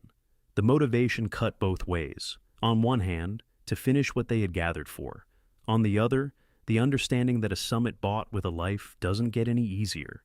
On the 8th of May, Metody Savov and Ivan Volchev reached the summit by the West Ridge, the same route Prodanov took. They can't descend straight away. The weather turns, and they end up spending the night at around 8,750 meters without oxygen. The situation repeats April almost word for word, and the whole team below understands it. The difference comes down to one thing. On the 9th of May, Nikolai Petkov and Kirill Doskov reach the summit by the southeast ridge, from the other side of the mountain, and meet Savov and Valchev. From there, all 4 descend together. Lower down, an Indian expedition camped on the South Col provides help: oxygen, shelter, and equipment. The group takes 2.5 days to reach base camp. Technically, that means the Bulgarians completed the first full traverse of the mountain along the West Ridge to Southeast Ridge line, and the second traverse of Everest in history at all. A major achievement, and one almost nobody marked. The last fact about this route speaks for itself. Since the Bulgarian expedition of 1984, nobody has reached the summit of Everest by the West Ridge. Over those decades, everything has changed: equipment, weather forecasting, communications, ideas about what's possible at altitude. The mountain has become immeasurably busier. The line of 1984 has stood untouched for more than 40 years. It's too long, too technical, and too costly, and its summit is exactly the same as the one you reach by easier routes. At home, Prodanov was posthumously named Hero of the Country and later Climber of the Century. In Karlovo, a school and monuments carry his name. And in 2024, a memorial plaque was placed at Thukla on the Memorial Pass at the foot of the mountain. 20 years later, his niece Mariana died on Everest, climbing, as he did, without supplementary oxygen. Outside Bulgaria, this story is almost never told. The climb stayed inside one country because the man who made it didn't come back to tell it. On the 17th of May, 1982, Chris Bonington watched through a telescope as 2 figures moved out of sight behind a rock at 8,250 meters. He expected them to come out the other side. They never did. Not in an hour, not in a day, not in 10 years. Peter Boardman and Joe Tasker were Britain's best high-altitude climbers, and they were genuine writers as well. Both of them described every one of their climbs in detail, except the last one. One of them would be found only in 1992, together with a diary covering May of '82. The other has never been found. By the early '80s, there were almost no blank spots left on Everest. Almost, because one line was still untouched, and it wasn't untouched by accident. The northeast ridge rises from the Tibetan side as a long, sloping spine, and, before it reaches the summit triangle, runs into 3 rock towers. Climbers call them the pinnacles, rock teeth sticking out across the route, which you can neither step over along the crest nor bypass from below.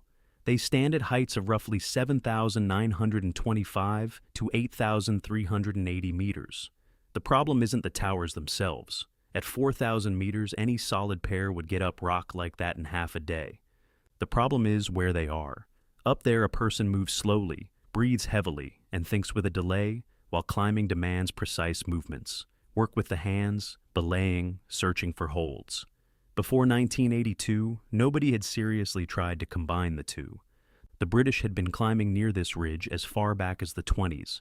Their old expeditions approached the mountain from the north and knew its outline better than anyone. but nobody had got onto the ridge above the pinnacles. The upper part of the line remained unclimbed. Chris Bonington takes the problem on. By then, he is Britain's best-known expedition leader, a man who knows how to assemble big teams and big budgets. And he is the one who decides to go against his own reputation. No siege, no hundreds of porters. 6 people in total. The reasoning is simple and risky. A small group moves fast, and on a line like this, speed matters more than mass. The whole structure rests on 2 names. The 2 strongest high-altitude climbers in Britain, who by that point had been through so much together that people considered them a single organism. The permit is arranged for spring 1982 from the Tibetan side. The expedition gets an official name and a schedule of pushes. The first of them is Peter Boardman, Pete to everyone. He was born on the 25th of December, 1950, in Stockport, an industrial suburb south of Manchester. An ordinary family, an ordinary school, nothing that would predict the Himalaya. At Nottingham University, he studies English literature. There he also heads the student mountaineering club and starts climbing seriously. In 1973, he qualifies as a teacher in Bangor and takes a job as an instructor at Glenmore Lodge, the Scottish mountain centre where people are taught to work with snow and ice. After that, his career moves up indecently fast. In 1975, at 24, Boardman becomes National Officer of the British Mountaineering Council, essentially the salaried man responsible for climbing on a national scale. Young, disciplined, well-educated, articulate. A convenient face for an organization. That autumn, he is taken onto Bonington's expedition to the southwest face of Everest. On the 26th of September, Boardman reaches the summit together with the Napoli Pertemba in the second summit team after the main success had already been achieved. He is 24, and he is one of the youngest people ever to stand on top of the planet. And then that expedition gives him something that stays with him forever. On the descent, Mick Burke disappears, a cameraman and climber who went up alone into oncoming bad weather. Boardman is among the last people to see him alive. He waits as long as he can and goes down without him. Burke's body is never found. From 1978 to 1982, Boardman runs the International School of Mountaineering in Leysin, Switzerland. Steady, respectable work, with a salary and a timetable. In August of 1980, he marries Hilary Collins, whom he met back in '74 when he was working as an instructor. She climbs herself, and they climb together. A position, a family, books, a fixed salary. The school runs all year round. He has a timetable, students and holidays by the calendar. And every year, he drops out of that timetable for several months because he goes to the Himalaya. The second man came to the mountains in a completely different way. Joe Tasker was born in 1948 in Kingston upon Hull, a port town on the east coast, and grew up in a large working-class family where there were many children and little money. At 13, he is sent to Ushaw, a closed boarding school. Up by the bell, the day laid out in advance, almost no outside world. He spends 7 years there. He comes out of it with 2 things all his climbing partners would later notice: an ability to endure discomfort indefinitely, and a stubbornness that no argument can shift. He leaves that institution having read his fill of books about mountains. He enrolls at Manchester University to study sociology, and there he meets Dick Renshaw, his first regular partner. They are built the same way, both willing to climb into places a normal person would rather avoid, and both certain they can get out under their own power. In the winter of 1975, Tasker and Renshaw climbed the north face of the Eiger, one of the grimmest walls in the Alps, in winter, just the 2 of them. For Britons of that period, that alone is a statement. In the autumn of the same year, they go to the Indian Himalaya and make the first ascent of the southeast ridge of Dunagiri, a peak of 7,066 meters. They go up as a pair, without support, without reserves, without radio contact. Coming down takes them several days. Without food, almost without water, stretching out the last of their gas. Renshaw gets severe frostbite. Both of them reach the bottom, right at the limit. Many people change their style after a descent like that. Tasker draws the opposite conclusion. He comes home firmly convinced that a pair can climb routes that, until then, had required whole expeditions with porters, camps, and tons of equipment. What decides it isn't the number of people, but speed and the ability to endure. On the surface, he looks nothing like Boardman. sharper in conversation, harder in an argument, far less convenient for organizations. Boardman worked inside the system and built a career in it. Tasker didn't fit the system at all. A year later, they will be on the same rope. Changabong stands in the Indian Himalaya. The west side of this mountain is almost a kilometer of sheer granite, rising above 6,000 meters. In 1976, two men announced that they will climb it as a pair. The reaction of the community is unanimous. Bonington calls the plan absurd. Experienced climbers politely explain that a wall of that class at that altitude is not something an unsupported pair gets up. The argument is always the same: no reserves and nobody to bring you down if something goes wrong. And before Changabang, Boardman and Tasker barely knew each other. They weren't friends, their characters didn't match. They spoke to each other warily. The partnership came together not out of liking, but out of calculation. Each of them needed a partner of the same level, and nobody else was available. The climb takes about 40 days. 40 days of living on the vertical, nights in hanging hammocks, progress on pitons, hauling loads on ropes, snow pouring down the gullies from above. Two men in a space a meter wide for over a month, on strictly measured food.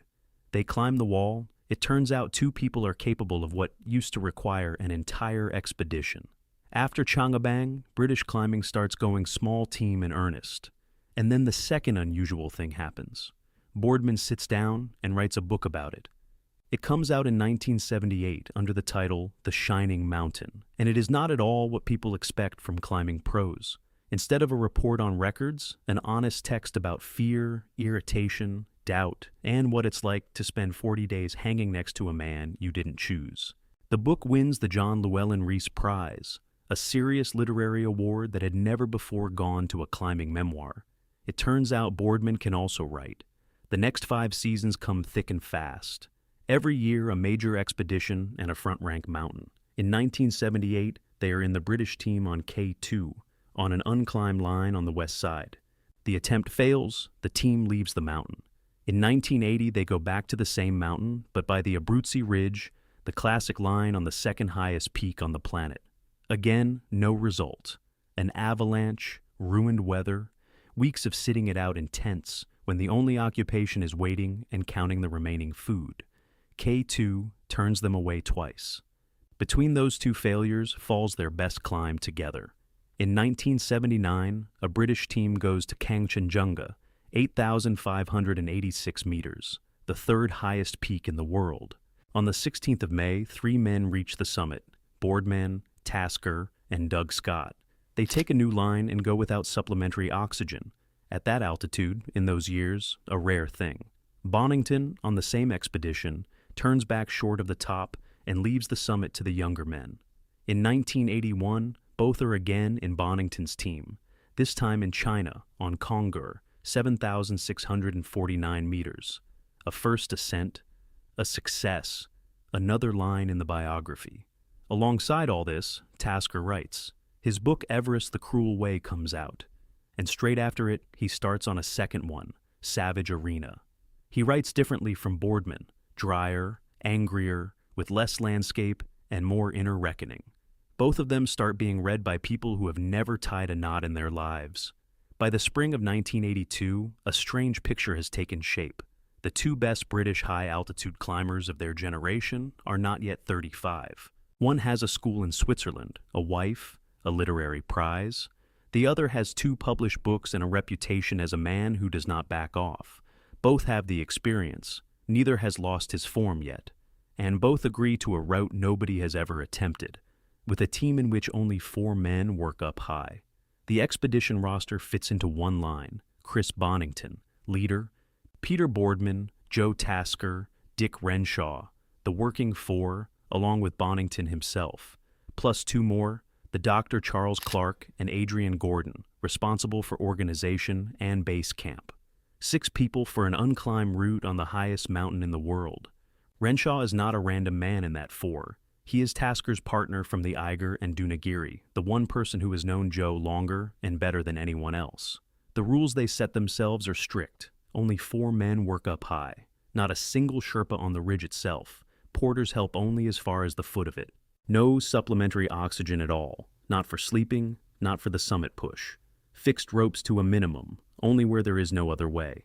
They deliberately give up tents on the lower camps. Instead, snow caves. A cave takes longer to dig, but inside it is warmer, quieter, and it won't be torn away by the wind, which on the open ridge blows unobstructed. That idea has to be paid for in hours of heavy shovel work at an altitude where every movement is expensive.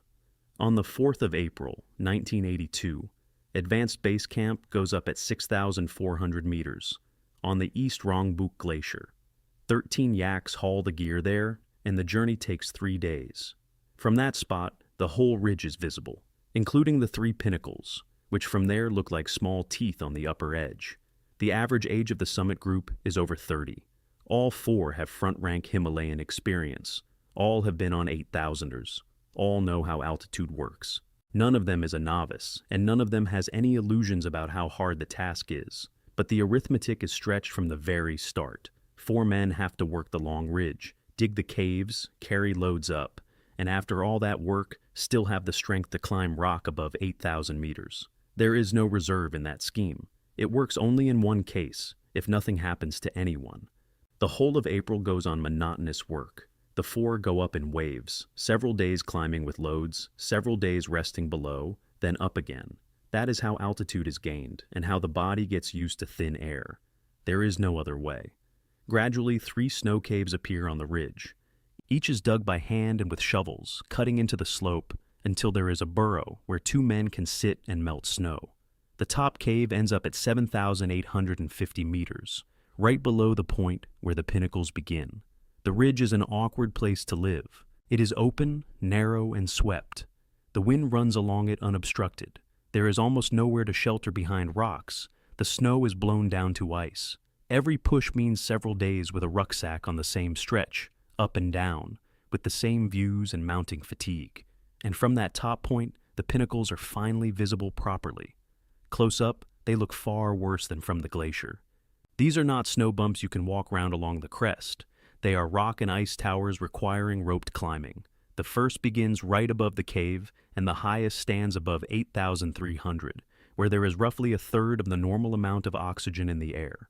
It becomes clear that 4 men are too few for that volume of work. Working the long ridge and climbing the towers with the same team are 2 tasks, each of which needs fresh people. But the schedule is still holding, and nobody suggests backing off. By mid-May, the arrangement inside the group sorts itself out. Boardman and tasker acclimatize better than the others and clearly come out in front. The partnership is well drilled. Changabong, Kangchenjunga, 2 attempts on K2. The expedition has nothing stronger. At exactly that moment, the team loses a man. With Dick Renshaw, it happens suddenly and undramatically. Shortly before the decisive push, his speech fails and his arm weakens. He is conscious and understands what is happening, but he can't make himself understood properly and can feel that his body is obeying him worse than usual. Charles Clark, a doctor with experience at altitude, makes the diagnosis: a stroke caused by altitude. Thin air thickens the blood, and at high altitude vascular problems happen even to the young and healthy. Renshaw is just past 30. He is one of the toughest men in British climbing, and that doesn't save him. The episode passes, his speech comes back. Renshaw wants to continue. The argument is settled by a second episode, below base camp and worse. After that, the question is closed. Clark sends him home to England. Renshaw takes no further part on the route. Almost simultaneously, Bonington makes a decision about himself. He is 47, he is the oldest in the team, and he will not hold the pace of the upper section. He cannot go on to the pinnacles with Boardman and Tasker. He would slow them down and become a burden in a place where there is nobody to carry a burden. He stays below, taking on communications and observation. Within a few days, the summit group shrinks from 4 men to 2. A scheme that had no reserve to begin with loses exactly half. Boardman and Tasker are left with no reserve, no second rope team, no support group that could come up to meet them. Up there, they have only themselves and what they carry. Below, there are 2 observers and a radio. Logic says to pack up and come back next year, with a permit, money, and a full team. They do not pack up. Changabong, Dunagiri, Kangchenjunga, all their past experience tells them to go. On the 15th of May, 1982, the 2 of them leave the top snow cave at 7,850 meters. Ahead lies the section the whole expedition was mounted for. The plan looks like this. Climb the 3 pinnacles one after another, come out on the upper part of the ridge and join the classic northern route there, the line by which Everest is climbed from the Tibetan side. After that, there is a known way to the summit. If it all works out, they will close the last great unclimbed line on the mountain. They go light, still no oxygen, minimum load. What is needed for the bivouacs and the climbing? Nothing extra. The calculation is for several days of self-sufficient work, and several days above 8,000 meters without oxygen was already beyond what was then considered reasonable. Bonington and Gordon stay below. They have 2 things, a radio with a schedule of contact times and a telescope. From their position, almost the entire ridge is visible, and in good weather, the telescope shows the figures of people, small dark dots creeping along the pale edge. That is the only channel of information. While the pair are in sight, the people below know everything is all right. Charles Clark in those days is working on the other side of the mountain, dealing with his part of the program. The first day and a half go normally. On the evening of the 16th of May, the pair come on the radio. Their voices are tired but ordinary for that altitude. There is nothing alarming in the conversation. They report where they are and clarify their plans. That contact will turn out to be the last. Here it is worth making a qualification that will have to be made more than once in this story. Some sources place the last radio contact on the evening of the 16th of May. Others write that there was contact on the evening of the 17th, after the pair had already been seen on the ridge. The data are contradictory, and there is no honest way to choose one version. What is certain is something else. At some point between the 16th and the 18th of May, the radio in Bonington's hands stops answering. The 17th of May, the observers spend at the eyepiece. The weather holds, visibility is good, and all day 2 figures are distinguishable on the upper edge of the ridge. The pair are working in the gap between the first and second pinnacles, in the dip that separates one tower from the next. The movement is slow, with stops, but constant. From below it can be seen that in an hour they cover a few dozen meters. By the standards of 8,200, that is a normal pace. Towards evening, they come up under the base of the second pinnacle. There is no agreement on the height of that point. Some say 8,200, some 8,250, some 8,300. The spread is small, but it runs through every retelling.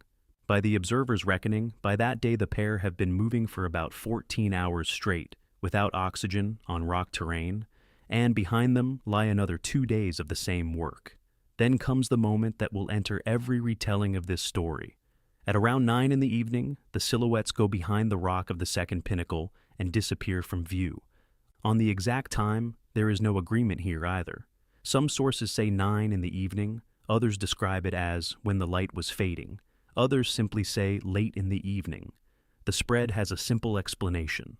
Nobody was keeping a log at that moment, and the recollections were written down later.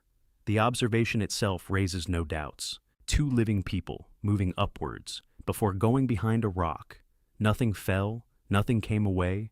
There was nothing alarming in the picture. An ordinary transition from the visible part of the ridge to the invisible part. That had happened on previous days too. Below, the moment is taken calmly. The pair have gone behind the pinnacle, so they will either come out the other side soon or stop for the night in shelter. They wait for a radio call or for the spark of a headlamp in the dark. At that altitude, a light is visible from far away. The night passes without a light. The radio is silent. In the morning, nobody appears from behind the rock. No figures, no tracks, no movement. The people who looked through the telescope on the 17th of May were the last to see Peter Boardman and Joe Tasker alive.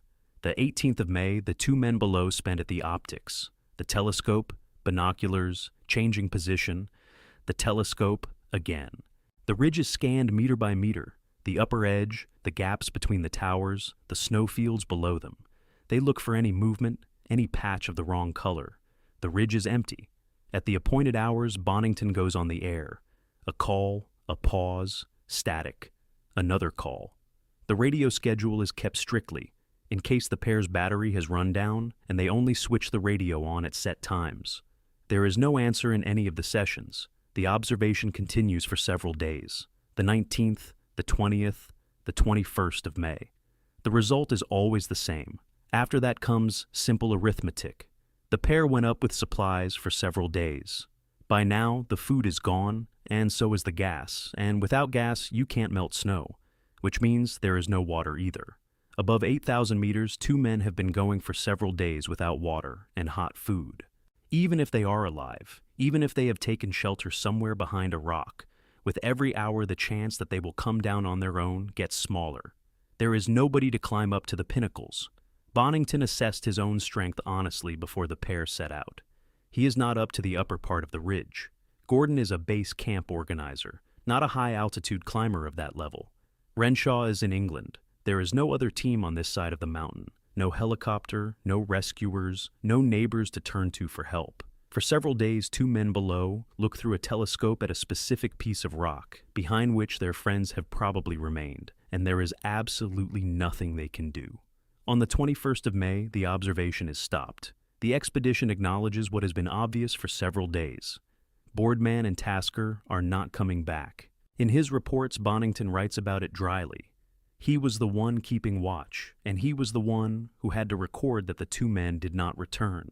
The expedition formulates its version of what happened that same season, and it holds for the next 10 years. It is assumed that the pair came off the ridge at around 8,300 meters and fell down the eastern side, onto the Kangshung face. That is an enormous, rarely visited slope, dropping away to the Kangshung Glacier. If a person goes down there, finding him is practically impossible. The version is logical. The men vanished instantly and without trace, between 2 points where they had been seen. A fall explains both. Charles Clark takes a small group and goes to the Kangshung Glacier to look at the foot of the face. It is not a short journey. Going round the mountain takes time. They examine the snowfields below, looking for equipment, scraps, anything at all. They find nothing. Later, other expeditions will come to the same place. The result is the same, not a trace. Before leaving, Clark puts up an inscription in memory of the two men beside the old memorial from the 1924 expedition, the one that has stood on the moraine since the 20s, and holds the names of Britons who died on this mountain long before them. 2 new names are added to the old ones. The expedition packs up and leaves without an answer. It has no bodies, no location, no picture of what happened, only a date and a section of ridge. In the autumn of that year, 2 women come to the mountain. Hilary Collins, Peter's wife, and Maria Coffey, Joe Tasker's partner. They walk to the places from which the ridge is visible. There is no way to come any closer to what happened. No grave, no point on the map where flowers can be brought. In Britain, the loss is felt as a blow to an entire generation. What is gone is not just 2 well-known climbers, but 2 men on whom the reputation of British high-altitude mountaineering rested, and around whom plans for the next 10 years were being built. For Bonington, it is the second such return. In 1975, he brought back from Everest the news that Mick Burke was missing. In 1982, he comes down from the mountain again, having left 2 members of his expedition up there. In the autumn of 1982, Joe Tasker's book, Savage Arena, appears in British shops. He finished the manuscript just before leaving and managed to hand it in to the publisher. The book comes out posthumously. By that point, its author has been listed as missing on Everest for 3 months. Boardman's story is similar. His second book, Sacred Summits, also comes out after his death. He wrote it about the climbs of previous years, not suspecting it would be his last completed text. 4 books between the 2 of them, 2 published in their lifetimes, 2 afterwards. About Changabang, we even know how they quarreled over 40 days on the wall. About what happened beyond the second pinnacle, nothing is known. Only the 2 of them could have told it. In 1983, the families of the dead men set up a literary award, the Boardman Tasker Prize for Mountain Literature. It is given every year for the best book about mountains in the English language. The terms are simple: fiction, non-fiction, or poetry, as long as it is about mountains and as long as it is real literature and not a report. The prize quickly becomes the leading award in the genre. It goes to authors all over the English-speaking world, many of whom have nothing to do with climbing at all. For people who write about mountains, making the shortlist is a serious line in the biography. Maria Coffey, Tasker's partner, will later become a writer herself and write about how it works from the other side, the side of those who stay at home and wait. The outcome turned out to be unexpected. The roots of those 2 men are today remembered mainly by specialists. while the prize in their name has been running for over 40 years. Their names are spoken every year at a ceremony where mountains are discussed by people who have never gone above base camp. From the ridge itself, nothing came for 10 years. In the spring of 1992, people are working on the Northeast Ridge again. Exactly who is a point in which the sources differ. Some write of a Kazakh team, others of a joint Japanese-Kazakh expedition. At around 8,200 meters, not far from the second pinnacle, they find a body in a down suit. Beside it lies an entire camp, a tent, 2 sleeping bags, a stove, an ice hammer, and 2 things that settle the question of whose it is: a book with Bonington's name on the flyleaf, and a diary with entries from May 1982. The book and the diary are taken down. Vladimir Suviga takes photographs and sends them to Bonington. He identifies Peter Boardman by the clothing and the distinctive equipment, familiar to him from the expedition. On the chest of the down suit are patches with the outline of a mountain. The answer comes only halfway. First of all, the body is lying on the ridge, not below the Kongshung face, which means the version about a fall down the eastern side at the very least does not describe what happened to Boardman. He stayed up on top, next to his equipment. Beyond that, the discrepancies start. Some accounts say he was lying on his back in the snow, with no signs of a fall from height. Others say he was in a sitting position, in his harness, clipped to a fixed rope. The data are contradictory, and they do not add up to a single clear picture. Instead, a second explanation comes to the fore, not a fall, but exhaustion and altitude. Almost 3 days of work without oxygen on rock at 8,000 meters, then further days at the same altitude. That is enough. Both versions, the fall and exhaustion, still run side by side, and neither has been confirmed. Joe Tasker was not found in 1992, nor later. There is no information about him at all. In 1995, a Japanese expedition from Nihon University climbs all 3 pinnacles and the entire ridge for the first time, with a large team, Sherpa support, and kilometers of fixed ropes. 13 years after the British. At the same time, a body is reported found, which is believed to be Tasker's, but Bonington, going through the material, concludes that it is the same Boardman. The mountain gave back one of the 2 men and 1 diary. The rest stayed behind the second pinnacle. September 8th, 2002, 3:15 in the afternoon. A 23-year-old Frenchman is standing on the summit of Everest with a board under his feet, and he drops in, down into the Hornbein Couloir. 200 meters later, his track in the snow just stops. Altitude 8,600. Below that, the slope is empty.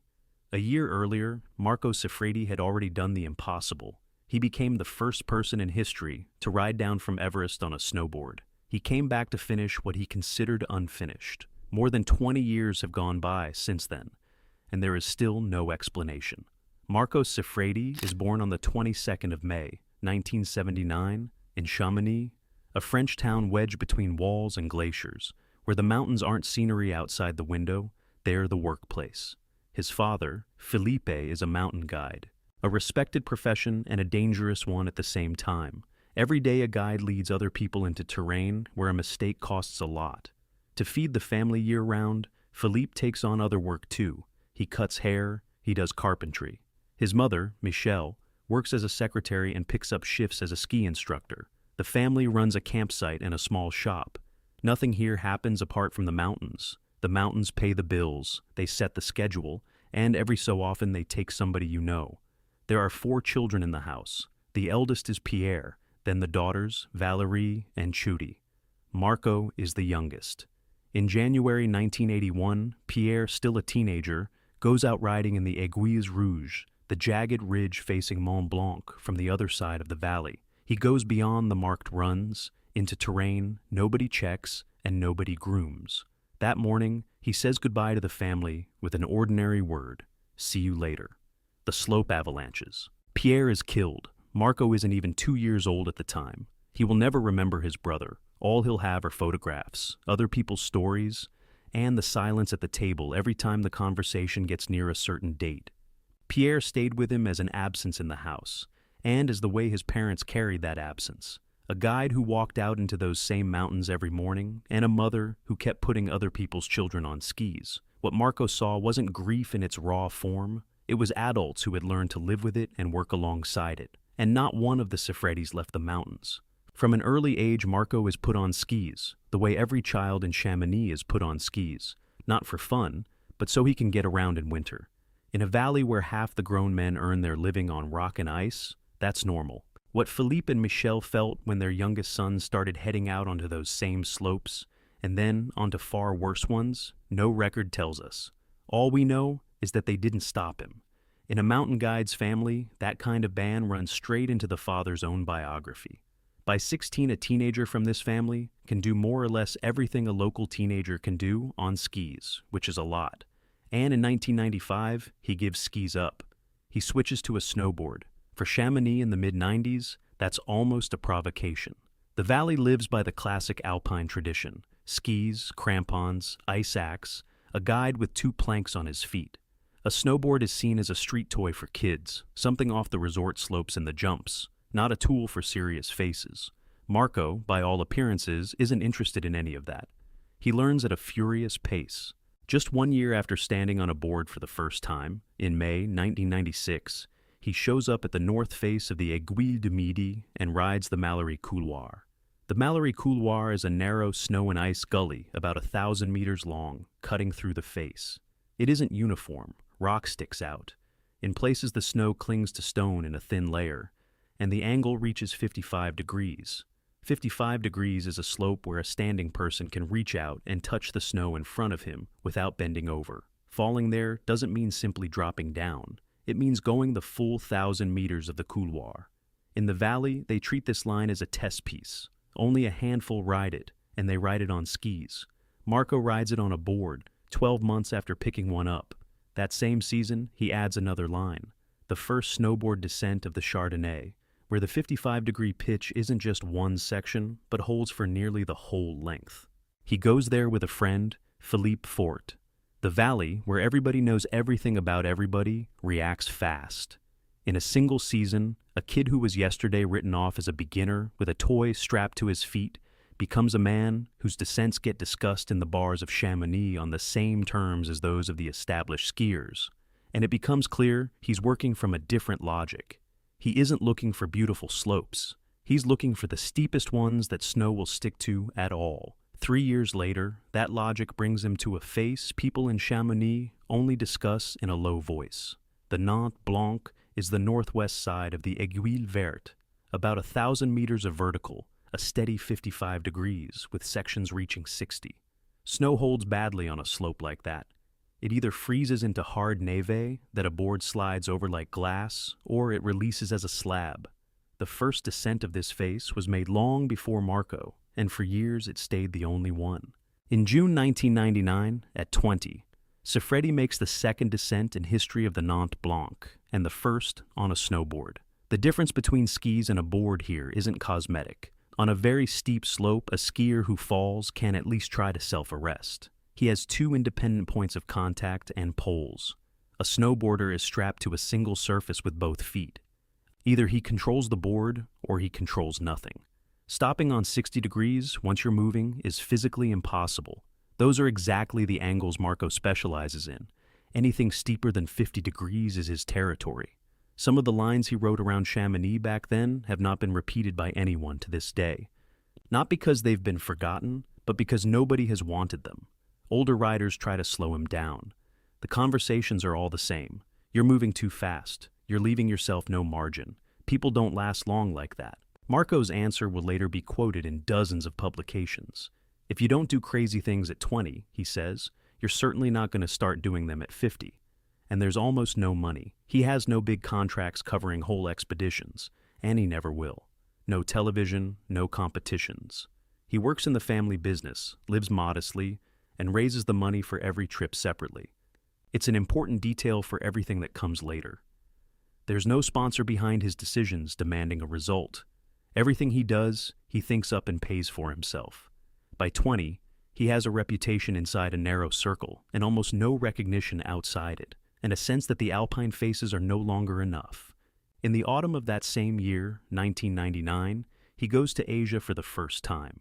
A French team led by René Robert heads for the summit of Dorje Lakpa, 6,966 meters, the Jugal Himal Range, not far from the Tibetan border. It isn't one of the famous mountains, but the terrain is steep, and sections of the route exceed 55 degrees.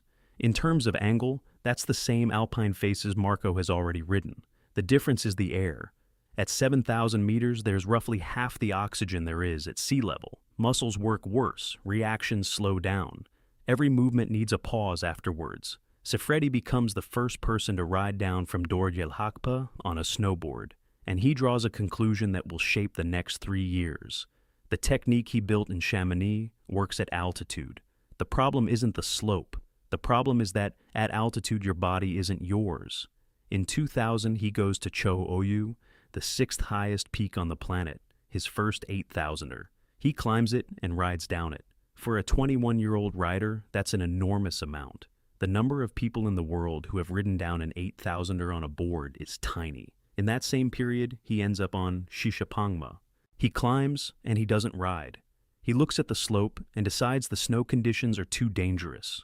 Later on, people will turn Siffredi into the image of a reckless kid who didn't know how to stop. Shishapangma is direct proof of the opposite. He was capable of turning around and walking down, having spent just as much energy on the climb and getting nothing for it. He looked at the snow and made the decision on the spot, not according to a plan written in advance. What you get is a combination almost nobody had at the time: several years of descents on faces steeper than 50 degrees, plus real working experience at 8,000 meters.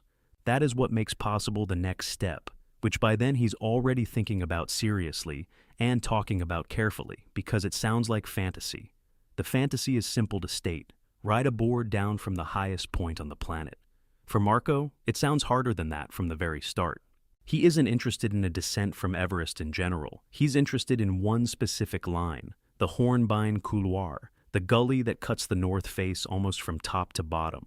Marco calls it the holy grail of snowboarding and talks about it as the only objective worth going there for. The 2001 expedition is organized by the New Zealander Russell Bryce, one of the most experienced people on the north side and the head of the company, Hymex. There are 13 members on the team, plus a staff of Sherpas. Among them are the American Chris Warner, Andy Lapkass, and the Dane Asmus Norrislade. The plan is to climb via the North Col and then along the ridge, the standard route from the Tibetan side. Siffredi goes with supplementary oxygen. He isn't posturing about purism here. The goal isn't to climb in good style, it's to keep enough strength and mental clarity for the descent, which is the whole point of the trip. A Sherpa carries the board up. At 8,500 meters, extra kilos on your back can cost you the entire ascent. And then, on the reconnaissance, the crucial thing becomes clear. The Hornbein Couloir is empty. There's almost no snow in it. The face has been scoured clean by wind, and underneath there's ice and rock. Riding that is impossible. The board won't hold, and there's nothing to stop a fall with in a narrow gully. Marco is facing a choice he hadn't prepared for.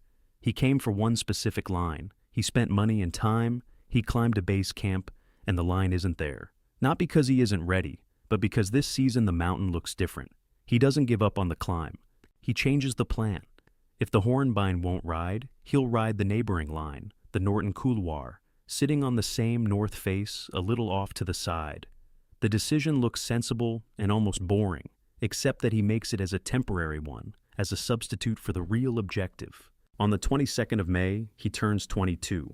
The next morning, the 23rd of May, 2001, he's standing on the summit. He doesn't linger up there. He pulls out the board, clips into the bindings, and starts the thing he came for.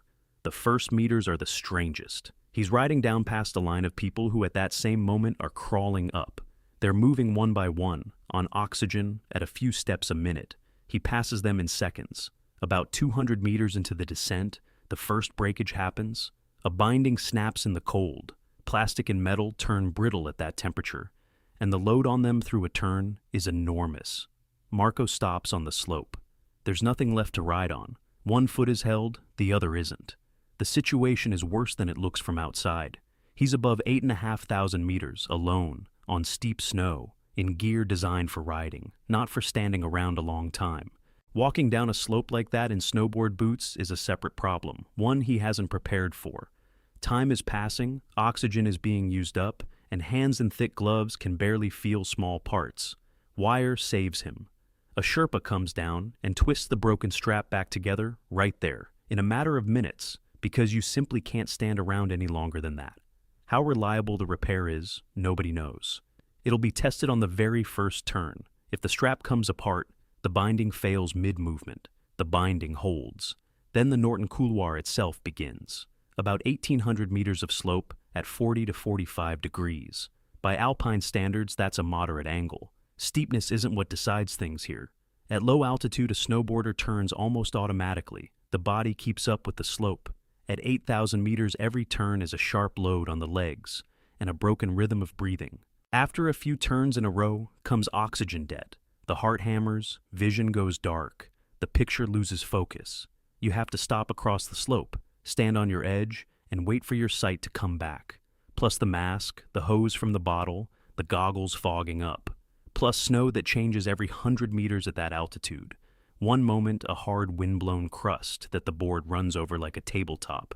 The next, a soft pocket where the edge sinks in and the nose of the board suddenly catches. The price of a mistake at any one of those points is several kilometers of slope beneath you. He gets through the couloir and keeps going down, all the way to advanced base camp at 6,400 meters, without ever taking the board off. Not a single section on foot. Down below, he's met by people who followed the descent from the glacier and watched a tiny figure draw a line across the face from top to bottom. How long it took, the sources report differently. Some say 2 hours, some around 4. The discrepancy has never been resolved and probably never will be. Nobody took precise measurements, and the spread comes from where you start counting, from the summit or from the entrance to the couloir, with the binding repair or without it. Either way, the number is absurd. People coming down from that altitude spend a day or more on the same stretch, with a night in an intermediate camp. A 22-year-old from Chamonix becomes the first person to ride down Everest on a snowboard. What had until recently been discussed as talk turned out to be done. The complication is that on the same face in the same days, there was another man with a board. The Austrian Stefan Gatt reaches the summit on the 22nd of May, 2001, a day ahead of Marco. And he climbs in a style many in the mountaineering world rate more highly. Without supplementary oxygen, he carries the board up himself. Gatt starts his descent and rides down that same north face. But he doesn't ride the whole line. At about 8,650 meters, he stops and unstraps. He gives the reasons himself: fatigue and no radio contact with his team, meaning he couldn't get information from below about what the slope under him was doing and where his chosen variant led. From there down to 7,600 meters, Gatt descends on foot, carrying the board in his hands. His whole descent stretches over 2 days, so you end up with 2 different achievements: the Austrian, an ascent without oxygen, and a partial descent with a long stretch on foot. The Frenchman, an ascent with oxygen, Sherpa support, a working radio link from the North Pole, and an unbroken line without a single step. The argument about who counts as first flares up almost immediately, both in snowboarding and in the mountaineering press. Gatt's supporters have a simple argument. He was on the summit earlier, and he climbed more honestly. The other side's argument is just as simple. A descent is when you ride, not when you walk a third of the way. In the official reports, the ruling is unambiguous. The first complete, continuous snowboard descent of Everest is credited to Siffredi. And more important than any report, Gatt himself publicly acknowledges Marco's primacy. He doesn't contest the result and speaks of it as an accomplished fact. For Siffredi, by all appearances, this argument is secondary. His own objection to the 2001 descent lies in a completely different plane and has nothing to do with Gatt. He wrote a different line from the one he came for. In France, he's welcomed as a man who did the impossible: press, interviews, recognition beyond the narrow circle of riders. Everything he never had before. He himself behaves as though nothing has been finished yet. Up close, the Hornbein Couloir looks like this: a narrow line on the north face, the angle holding between 45 and 55 degrees, noticeably steeper than what Marco rode in 2001, and comparable to the alpine faces, only at nearly 8,000 meters. The gully is squeezed between rocks. Flying out of it sideways means landing on a cliff band. In places it's so narrow, there's nowhere to swing the board around, so you have to ride almost straight, killing your speed with short movements. In skiing circles, this line was called the best unridden line in the world. In 1996, skiers made an approach to it, and the attempt came to nothing. Marco's plans for 2002 are reported differently by different sources. Some speak simply of the Hornbein, others of a more ambitious variant they call the Super Direct, linking the Hornbein with the neighboring Japanese Couloir, an even straighter and harder line from top to bottom. Exactly what he intended to ride in the end has not been established. The accounts contradict each other. He looks for the money himself again. About 45,000 euros is raised for the 2002 expedition. There are no major sponsors. The sum comes together out of his own funds and the family business. A man who has just written himself into history pays for the next trip out of his own pocket, and the whole plan rests on one condition that doesn't depend on him. The mountain has to give him snow. What happens when it doesn't? Marco found out a year earlier from his own experience, which means he has to arrive when there'll be plenty of snow in the couloir, and that isn't May. He picks the end of summer. In early August 2002, Sifredi sets off for Nepal. He leaves Kathmandu on the 10th of August with 3 Sherpas: Furbatashi, Pa Nuru, and Da Tenzing. Furbatashi is a well-known figure, one of the strongest high-altitude Sherpas of his generation. A man with an enormous number of ascents behind him, who worked with Bryce for many years. A partner like that up high means the group is strong and experienced. Sources disagree on the date of arrival at base camp on the Tibetan side. Some give the 14th of August, some the 22nd. Nobody has managed to reconcile those dates. Far more important is the choice of timing itself. Late August and September are an unusual period for Everest. It's the tail of the monsoon, when damp air moves up from the south onto the mountains and brings precipitation. Practically every expedition works in a different window. In September, the north side is empty. Marco goes precisely then by calculation. Monsoon means snow, and snow is the only thing that can fill a gully scoured down to the rock. A board needs a layer you can set an edge into. If there's ice or bare rock under a thin cover, the edge doesn't bite. The board runs down with no grip, and there's no stopping it. In a narrow gully squeezed between walls, a ride like that ends quickly. The trouble is that a monsoon layer is the worst kind there is. Fresh, heavy, wet, sitting on an old hard base it hasn't had time to bond with. It holds exactly until the first load, which means the line becomes rideable and avalanche-prone at the same time. Marco understood this. By all accounts, he intended to settle the question of the slope's condition on the spot. With his own eyes, the way he had before. The bet was on the gap between snowfalls. The trap is that snow doesn't fall selectively into one gully. It settles over the whole mountain. The same snow Marco came for also buries the climbing route, making the ascent many times harder than in spring, when the slope is packed down by wind and by the tracks of hundreds of people. And there's one more detail Furbatashi will recall later. He had worked with Marco in 2001 as well, so he had something to compare against. This time, in his words, the Frenchman looked different, tired and distracted, without the focus he'd had a year earlier. The Sherpa noticed it not after the tragedy, but during the expedition itself. What the cause was, acclimatization, the workload, lack of sleep, or something else, is unknown. Nobody at the time attached enough weight to it to stop the expedition. The final push begins from the camp at 7,700 meters, on the night of the 8th of September. The route is buried. In places the layer comes up to the chest. This isn't a deep boot track, and it isn't loose crust. It's the kind of work where a person doesn't walk, he forces his way through.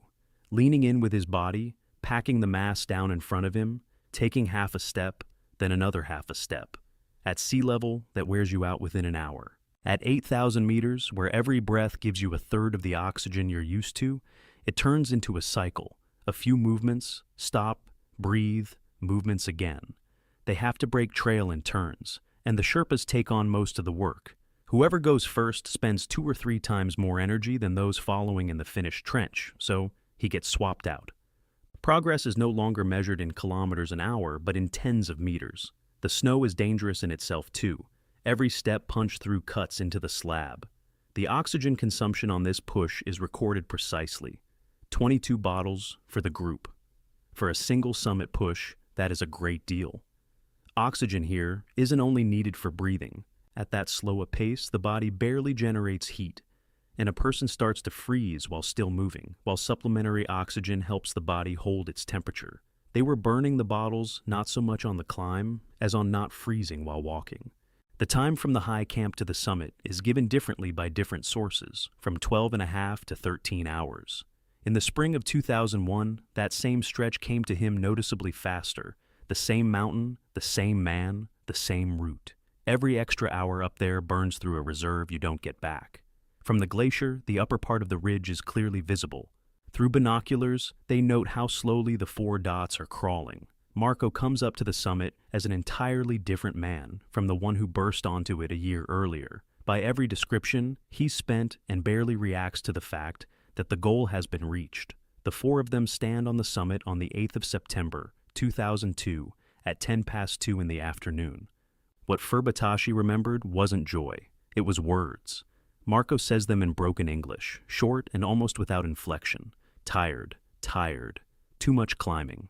No gestures, no commemorative photographs that witnesses would later describe. The man got there, and that was all.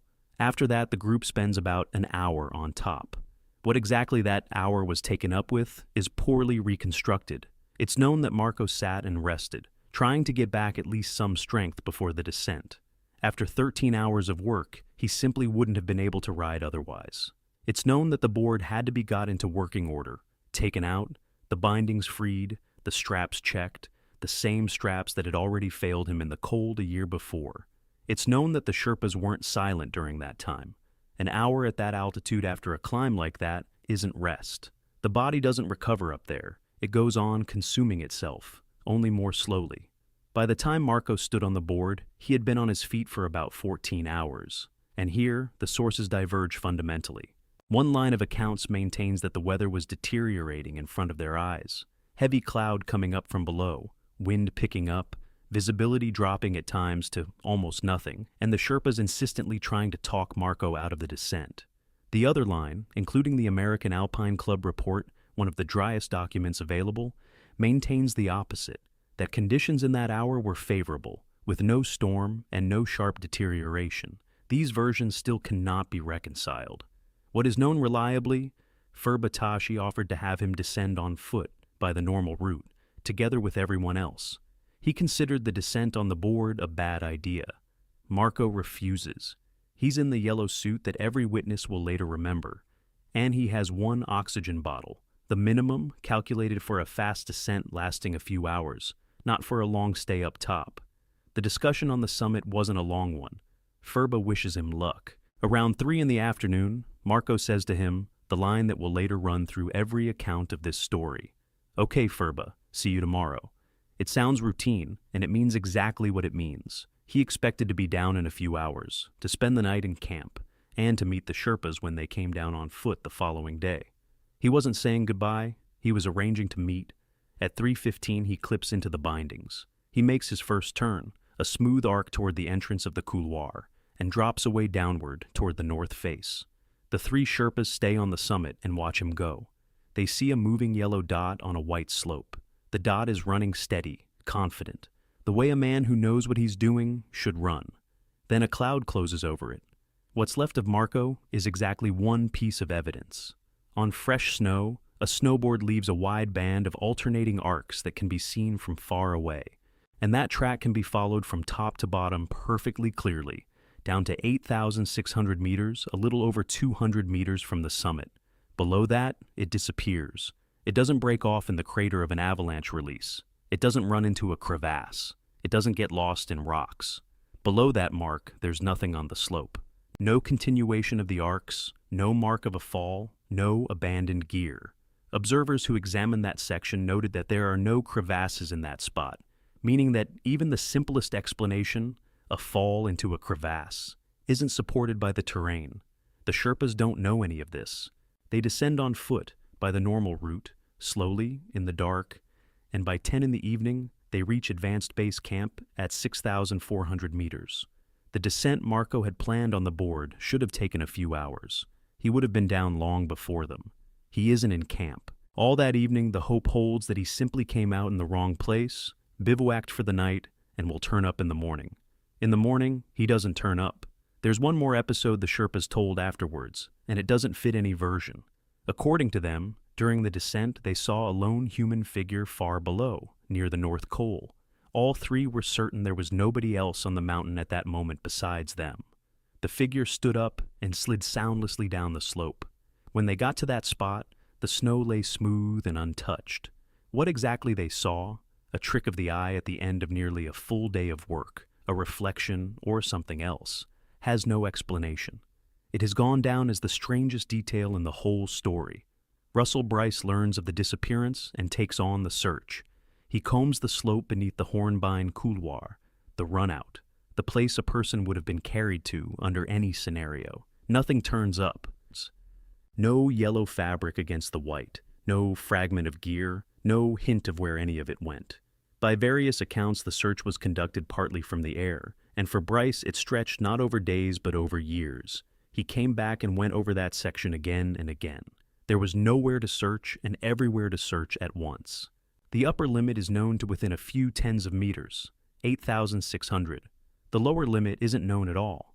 Between them lie more than 2 kilometers of face, rock bands, and avalanche debris, where nobody goes without a reason and where a winter's snow changes the terrain beyond recognition. About a month later, a farewell is held at base camp. Marco's family come, his girlfriend Stephanie, his friends Simon Favier and René Robert, and Brice comes. Those at the ceremony said afterwards that on the face above them, his track could still be made out that day. A month on, the upper part of the line was still readable from a distance. Those same 200 meters of arcs that led nowhere. Several theories were put forward. An avalanche that released in the narrow gully and carried him off along with all the snow. A fall on a rock band, where he could have been thrown sideways off the line. A fall into a crevasse. Loss of consciousness from exhaustion. Given the state he was seen in on the summit, that version sounds no less convincing than the others. Not one of them has been confirmed. There is no official cause, and most likely there never will be. Several more groups have tried the Hornbein Couloir since 2002. Not one of them managed it. The line Marco came back to the mountain for is still unwritten. His sister Valerie spoke about it directly and without softening it. After Marco was gone, she said, "God stopped existing for her. Our mother is destroyed. Our father is destroyed." And she added a question nobody has been able to answer. What parent wouldn't want to know where their son's body is? For Philippe and Michel, it was the second loss. First the elder son, taken by an avalanche in the Aiguille Rouge in January 1981. There, at least, there was a place and there was a grave. Then the younger one, who went into a couloir on the other side of the world and left nothing behind. The difference between those two losses is what the family lives with to this day. More than 20 years have passed. No body, no board, no explanation. Only a track in the snow, breaking off at 8,600 meters.